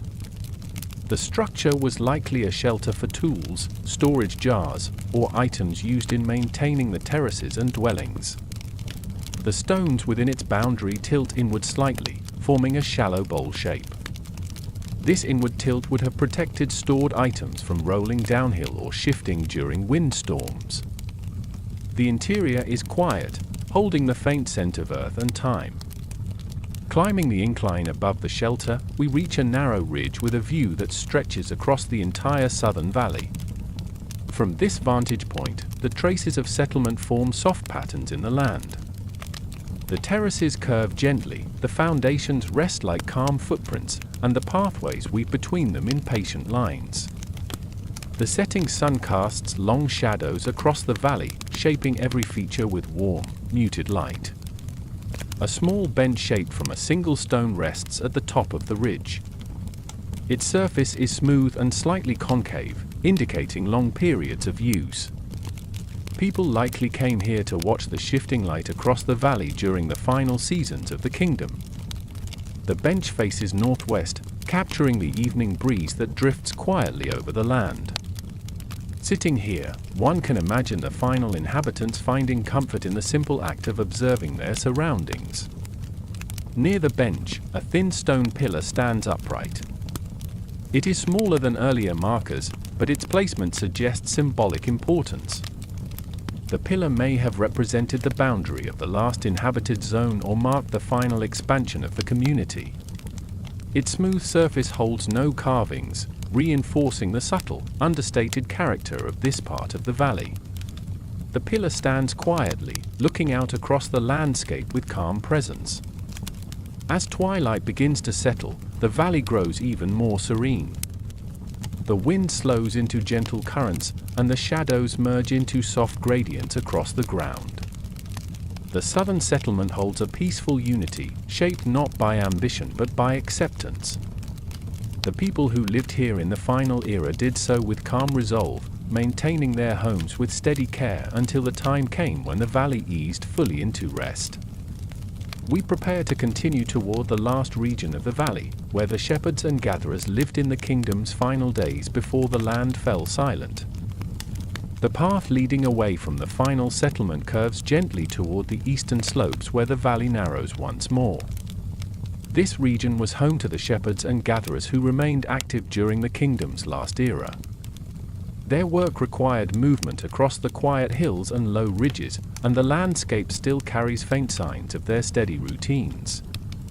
As we walk, the air grows slightly cooler, shaped by light currents drifting down from the higher terrain. The land here feels open yet sheltered, a calm passage between the settled and the untamed.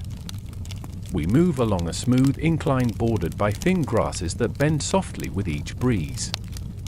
The incline rises toward a flat shelf carved naturally into the hillside.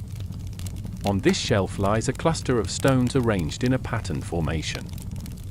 These stones outline small enclosures once used to gather young animals or to store simple supplies during daily tasks. The enclosures are modest in size, each shaped with stones placed just high enough to guide movement while leaving the top open to the sky. The stones remain in balanced rows despite centuries of weather, an enduring sign of gentle craftsmanship. A short distance beyond the enclosure stands a long, narrow trough carved from a single block of stone. This trough once held water collected from seasonal runoff. Its interior still bears smooth grooves shaped by repeated use. A thin crack runs along one edge, caused by slow shifts in the hillside. Nearby lies a shallow depression where a wooden structure may have stood to protect the trough from debris. The trough and its surroundings form a quiet center of activity, where shepherds pause to rest while tending their herds. Continuing along the shelf, we approach a small cluster of circular foundations. These foundations mark the places where temporary shelters once stood. Shepherds often rotated between locations, moving with the seasons and the needs of the herds. The foundations are arranged loosely, following the gentle curvature of the hillside. Each one contains a smooth interior where woven, the faint trail leading north carries us slowly toward the highest inhabited ground in the valley. This region served as a quiet vantage point during the final years of the Forgotten Kingdom, a place where a few watchful residents tended to the last herds, observed the shifting seasons, and maintained a calm presence as the valley settled into stillness. The air here grows slightly cooler with each step, and the land begins to rise in soft, steady curves. The silence is deep yet warm, shaped by centuries of gentle routines. As we follow the trail upward, the ground becomes firmer, filled with small stones smoothed by the passing of countless feet. These stones form a delicate mosaic beneath the grasses, appearing and disappearing in irregular patterns. The trail bends around a low outcrop of rock. The surface of the rock is pale and lightly textured, marked by shallow grooves created through slow erosion. The outcrop forms a natural wall that shields the trail from wind, allowing travelers to move steadily even during changing weather. Beyond the outcrop, the land opens into a wide ledge overlooking the central valley. This ledge holds several rounded foundations arranged in gentle arcs. These were the final shelters of the people who lived in the highest region. The foundations are small and evenly spaced, each one shaped from stones fitted with quiet care. Their neat arrangement suggests a group that valued calm order and steady companionship during the kingdom's fading years. We approach the first foundation. Its stones rise only slightly above the soil, forming a soft outline that captures the footprint of a simple dwelling. Inside the boundary lies a smooth patch of earth where woven mats once rested. A faint darkened area near the center indicates where a small fire may have been kept during cold nights. The space feels intimate. It supported a life shaped by peaceful routines and an acceptance of the valley's slowing pace. Moving to the next foundation, we notice a shallow trench running along one side. This trench once guided water runoff away from the shelter, preventing erosion and keeping the living space dry. The trench remains clear, a sign of thoughtful design practiced even in the kingdom's final era. A single large stone sits beside it, smoothed by many seasons. It likely served as a step or a resting surface where someone might have paused before entering the dwelling. Its surface carries a warmth that reflects long, consistent use. Further along the ledge lies a larger foundation shaped with more expansive curves. This foundation belonged to the valley's last watchkeepers, individuals entrusted with observing the surrounding slopes and guiding the movement of herds. The foundation is wider, allowing for more space to store tools, collected herbs, and simple instruments. A tall, flat stone once served as the back wall. Only its lower portion remains, forming a soft rise along the edge. The interior of the foundation is gently indented, forming a slight bowl shape that suggests careful smoothing of the floor over many years. Beside this shelter stands a small stone platform with a slightly angled top. This platform served as a viewing spot where watchkeepers studied the valley's patterns. The angled top allowed them to rest tools, star charts, or simple markers used to track the seasons. Standing here, one can imagine a quiet figure looking out across the valley, listening to the soft sounds drifting upward, and noticing the subtle changes in light and shadow. The view from this ledge stretches across the valley in long, calm layers. The terraces to the south appear as faint lines curving through the earth. The circular gathering spaces and rectangular dwellings create gentle patterns shaped by human presence and softened by time. The wind rises in slow waves, carrying a soft hum that seems to echo the memories of those who once watched from this same ledge. We continue walking toward the far end of the ledge, where a narrow path rises toward a natural arch of rock. The arch forms a graceful curve, shaped by centuries of wind passing through the high ground. Its underside is smooth and pale, and faint layers of dried mineral line the edges. Shepherds and watchkeepers would have passed through this arch when moving between the observation points above. The arch feels like a quiet gateway, marking the transition from the settled high ground to the open land beyond. Passing through the arch, we step onto a long slope that rises gradually toward one of the valley's final lookout points. The slope is covered in thin, soft grass that brushes gently against our steps. Small stones rest on the incline, arranged naturally by the wind. The land here is calm and uncluttered, shaped more by nature than by human hands. As we ascend, the sky opens wider, revealing muted tones of late afternoon light. Near the top of the slope lies a ring of stones arranged in a wide circle. This was the watch circle, where the valley's final guardians observed the terrain for changes in weather, movement of animals, or signs of approaching travelers. The stones forming the circle are low, smooth, and evenly spaced. Their shapes are simple but purposeful, arranged to mark a space for stillness and attention. Standing within the circle, one feels a natural quiet settle around the body, as though the land itself encourages calm observation. At the center of the circle lies a single flat stone. Its surface is slightly concave, shaped by time and use. It served as a seat or a place to rest hands while listening to the land. The stone carries a gentle presence, embodying the slow, attentive spirit of those who kept watch over the valley in its final years. A soft breeze moves across the circle now, creating a faint ripple of sound as it brushes against the stones. Looking outward from the circle, we see a low ridge that curves downward into a sheltered hollow. This hollow was one of the last grazing areas for the remaining herds. The grass here is short and even, shaped by centuries of gentle feeding. The hollow is bordered by small markers, each one formed from a stack of 2 or 3 stones. These markers guided shepherds during low visibility or at night, helping them navigate the landscape with steady confidence. A faint path leads from the hollow toward a shallow pool that forms seasonally during rainy periods. The pool's basin is lined with smooth stones arranged in a natural arc. The stones follow the curve of the land, allowing water to settle without spreading too widely. During the final years of the kingdom, this pool would have been a vital resource for both herds and people. Now, even when dry, it retains a quiet calm, holding the memory of clear water collected in its gentle bowl. From the pool, we follow a narrow strip of land shaped like a long tongue extending outward from the ridge. This strip served as one of the last lookout points, providing a full view of the valley's northern boundary. The ground beneath our feet is smooth and firm, showing signs of regular use. A single tall stone stands at the end of the strip, marking the furthest point where watchkeepers traveled. The stone is slender and upright, its surface pale in the diminishing light. It stands like a quiet sentinel watching over a land settling into repose. The scene here feels like the final breath of the kingdom. The high ground carries quiet traces of work done with steady care, guided by the last individuals who maintained rhythm and routine as the valley slowed into silence.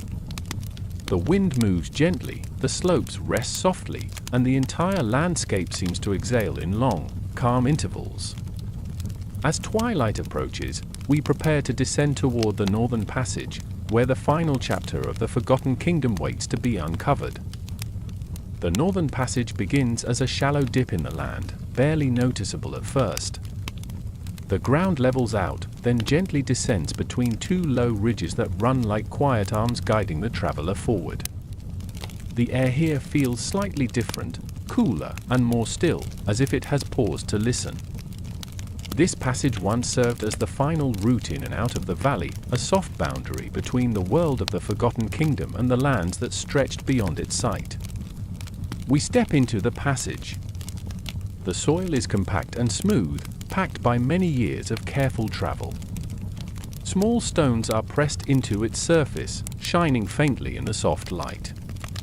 On either side, the ridges rise slowly, their slopes covered in short grass and scattered shrubs. The shrubs lean lightly toward the center of the passage, shaped by long seasons of wind flowing the same way. The result is a corridor that feels both natural and gently designed, as if the land and the people once agreed on the path together. Halfway along the passage, the stones become more deliberate. Instead of scattered rock, we find low markers placed at regular intervals along the base of the ridges. Each marker is no taller than a hand, but their rhythm is clear. They guided travelers when the valley grew quiet and the population thinned. During mist, rain, or fading light, these markers showed the way in and out, ensuring that no one lost their path as the kingdom neared its rest. On the western side of the passage, a shallow alcove has been carved into the ridge. The alcove is wide enough for 1 or 2 people to sit. Its interior is smooth and slightly darker than the surrounding stone. A flat rock lies on the floor, worn down by those who rested here while leaving or returning to the valley. Perhaps families paused in this alcove to say goodbye, or travelers waited here for the last light to change before stepping out into the open land beyond. The air within the alcove is noticeably still, holding the gentlest hint of shelter. Further along, the passage widens briefly into a small open space. The ground here is slightly lighter in color, as if the soil had been disturbed more often. This was likely a stopping point, where people adjusted packs, checked their animals, or shared a final word before moving on. At the far edge of this space lies a low stone ring. The ring is incomplete now, but its outline remains. It may have held a small fire once, not as a large beacon, but as a quiet light to guide late arrivals back into the valley during the last years of the kingdom. Beyond the open space, the passage narrows again and curves gently to the right. The curve hides the valley from view, just as it once hid those who left it for the last time. As we follow the bend, the sound of the central valley begins to fade. The soft wind that carried scents of earth, stone, and distant gardens changes, taking on a cooler tone as air from the surrounding highlands enters the corridor. This turning feels like a threshold, a place where the story of the kingdom shifts from present into memory. At the end of the curve, the ridges slowly drop away, and the passage opens into a broad plain. The plain stretches outward in a long, calm line toward distant hills rendered soft by haze. A few scattered rocks lie along the edge of the opening, aligned just enough to hint at a boundary marker.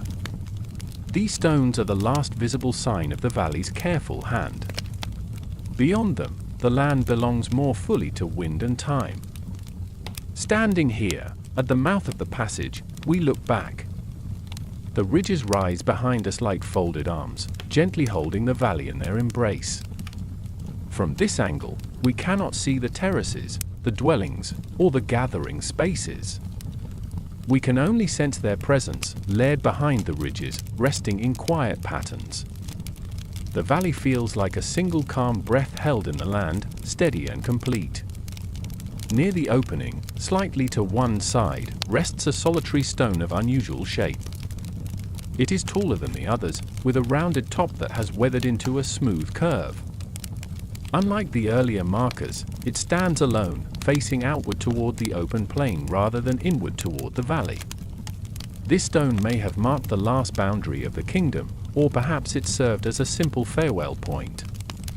Travelers could place a hand on it before leaving, or rest their palm on its surface upon returning. The stone holds its place without inscription, carrying meaning through position rather than words. We walk a short distance out onto the plain and then turn to face the valley again. From this vantage, the entrance appears smaller, framed by the ridges and softened by light. The passage looks less like a road and more like a gentle fold in the earth, easy to overlook from afar. This quiet entrance suited the nature of the kingdom. It never sought to impress or intimidate.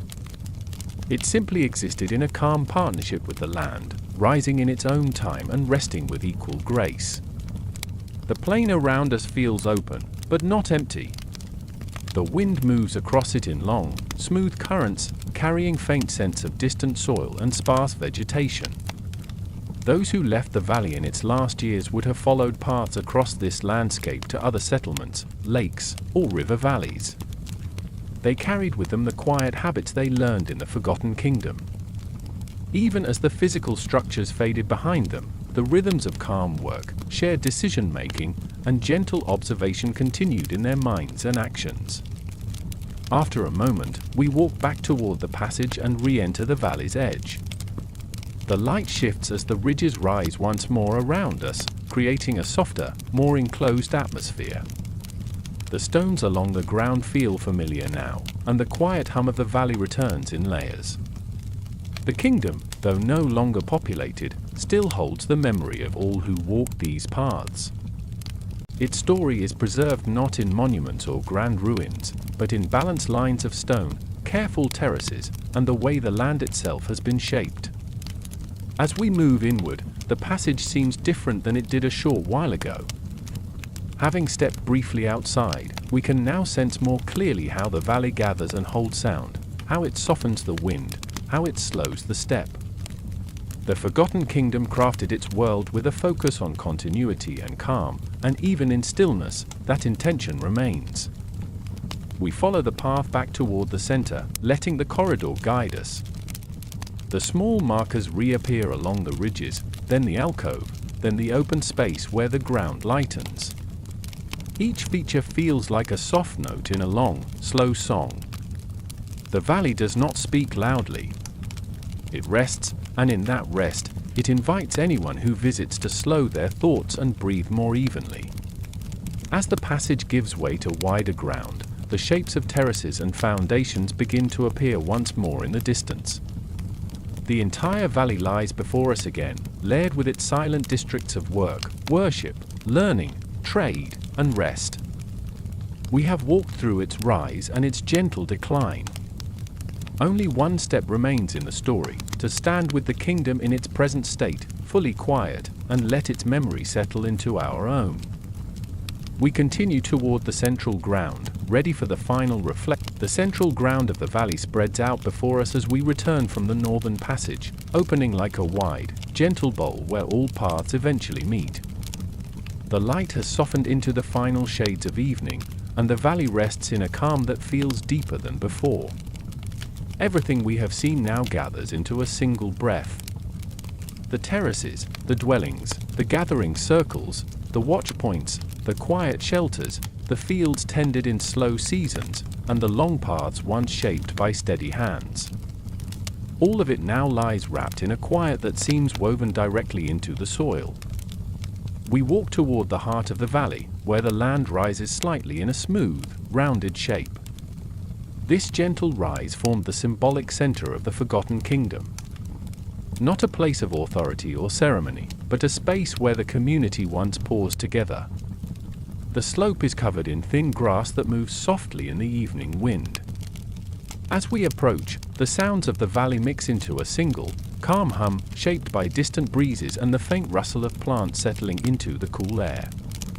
At the top of the rise sits a simple ring of stones. The ring is small, no larger than the width of a modest room, and its stones are arranged in a perfect circle. Each is smooth, balanced, and shaped by time. This was the center where people gathered not to decide the fate of their kingdom, but to steady themselves.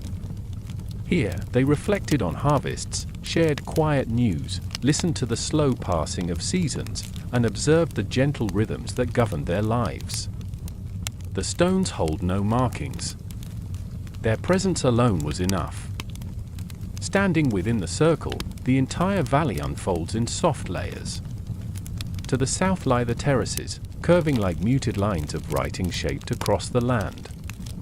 To the west, the last dwellings settle into calm patterns against the slopes. To the east, the shepherd grounds rest beneath a broad ridge, now silent but still warm in tone. To the north, the passage narrows into distance. Every part of the valley can be seen from this quiet hill, and the view feels like the final page of a long, slow story. We move to the edge of the stone ring and sit on the soft ground. The grass cools beneath our hands. The stones surrounding us hold the gentle warmth of the day. The valley seems to exhale as the sky deepens into its evening colors. Deep blue gathers at the horizon, blending into faint violet and a soft band of light that lingers near the ridges. The quiet here is different from the silence of empty places. It is a quiet born from continuity, from centuries of people shaping the land with patient touch, then releasing it when the time came. Below the hill, a narrow stream bed curves across the valley floor. It holds no water now, but its shape remains gentle and clear. During the kingdom's early years, a steady flow moved through this channel. Later, when the valley grew quieter, the water slowed to thin lines that reflected morning light. In the final years, only rare rains filled the stream. Yet the channel still holds its place, guiding the eye through the center of the valley like a soft line drawn by memory. To the east, a cluster of trees stands at the base of the ridge. Their branches stretch upward in long, slow arcs. The trees did not grow here by chance. They were planted when the valley still held many families. Their roots reach downward, finding steady moisture deep in the soil. Over time, the trees grew into silent companions for the shepherds who rested near them. Now, their leaves move with the slightest wind, producing a faint sound that rises and falls like distant breathing. We descend the hill and walk toward the trees. The ground beneath them is soft, shaped by light shade and fallen leaves. A wide stone sits at the center of the grove. Its surface is smooth, as if people once gathered here to rest during warm days or to wait for herds returning from the slopes. The stone holds the coolness of evening. It feels like a final resting point in a landscape shaped by quiet care. Leaving the grove, we move toward a low platform built near the edge of the central ground. The platform was once used for processing crops or drying simple goods. Its stones remain in even rows, though many have sunk slightly into the earth. Standing beside the platform, one can see the entire sweep of the valley's agricultural history. The soil here is rich, dark, and fine. Even though the terraces now lie idle, the land remembers the hands that tended it. The rhythm of planting and harvesting has woven into the ground so deeply that it still shapes the valley's presence. A gentle slope leads us toward the western side of the central ground. Here lies a long foundation built from broad stones fitted with care. This was likely the last communal structure built before the kingdom's quiet decline. It stood not as a center of authority, but as a shelter for shared work or meetings held during the final seasons. The foundation is long and open, forming a rectangle divided into 3 sections by rows of stones. Standing within its outline feels like stepping into a memory of the community's final gatherings. As we leave the foundation and return to the central rise, the last light fades across the valley. A soft blue night begins to settle over the land, deepening the shadows of terraces and dwelling remains. The air cools, carrying the faint scent of stone warmed by the day. The valley grows quieter still, as though preparing to rest fully until dawn. We climb the hill once more and stand inside the stone ring. The sky above us is wide and still. A few early stars appear, each one steady, calm, and small against the deepening blue. The ridgelines soften into silhouettes. The valley lies below like a single connected breath, rising and falling with the slow movements of night air. Everything has become quiet, balanced, peaceful. This forgotten kingdom did not end through conflict or sudden collapse. It eased into stillness the way a long day softens into evening. Its people adapted, slowed, shared what remained, and eventually moved on with quiet acceptance. The valley they shaped holds no grand ruins, no towering monuments, no bold inscriptions. Instead, it holds the marks of gentle labor, patient cultivation, and steady companionship with the land. The kingdom now sleeps. Yet in its sleep, it continues to offer calm to anyone who walks its paths. It shows how communities rise through patience, shape the land with steady hands, and settle into rest with the same quiet care. We take one last look across the valley as the night deepens fully. The terraces blur into smooth curves. The dwellings rest like soft impressions in the earth. The stream bed becomes a faint line. The stone ring beneath our feet remains steady, holding the center with timeless balance. Then we breathe with the valley. Slow, soft, even. The forgotten kingdom rests, and in its rest, it becomes clear. Quiet histories do not fade. They settle into the land and wait for footsteps like ours to find them again.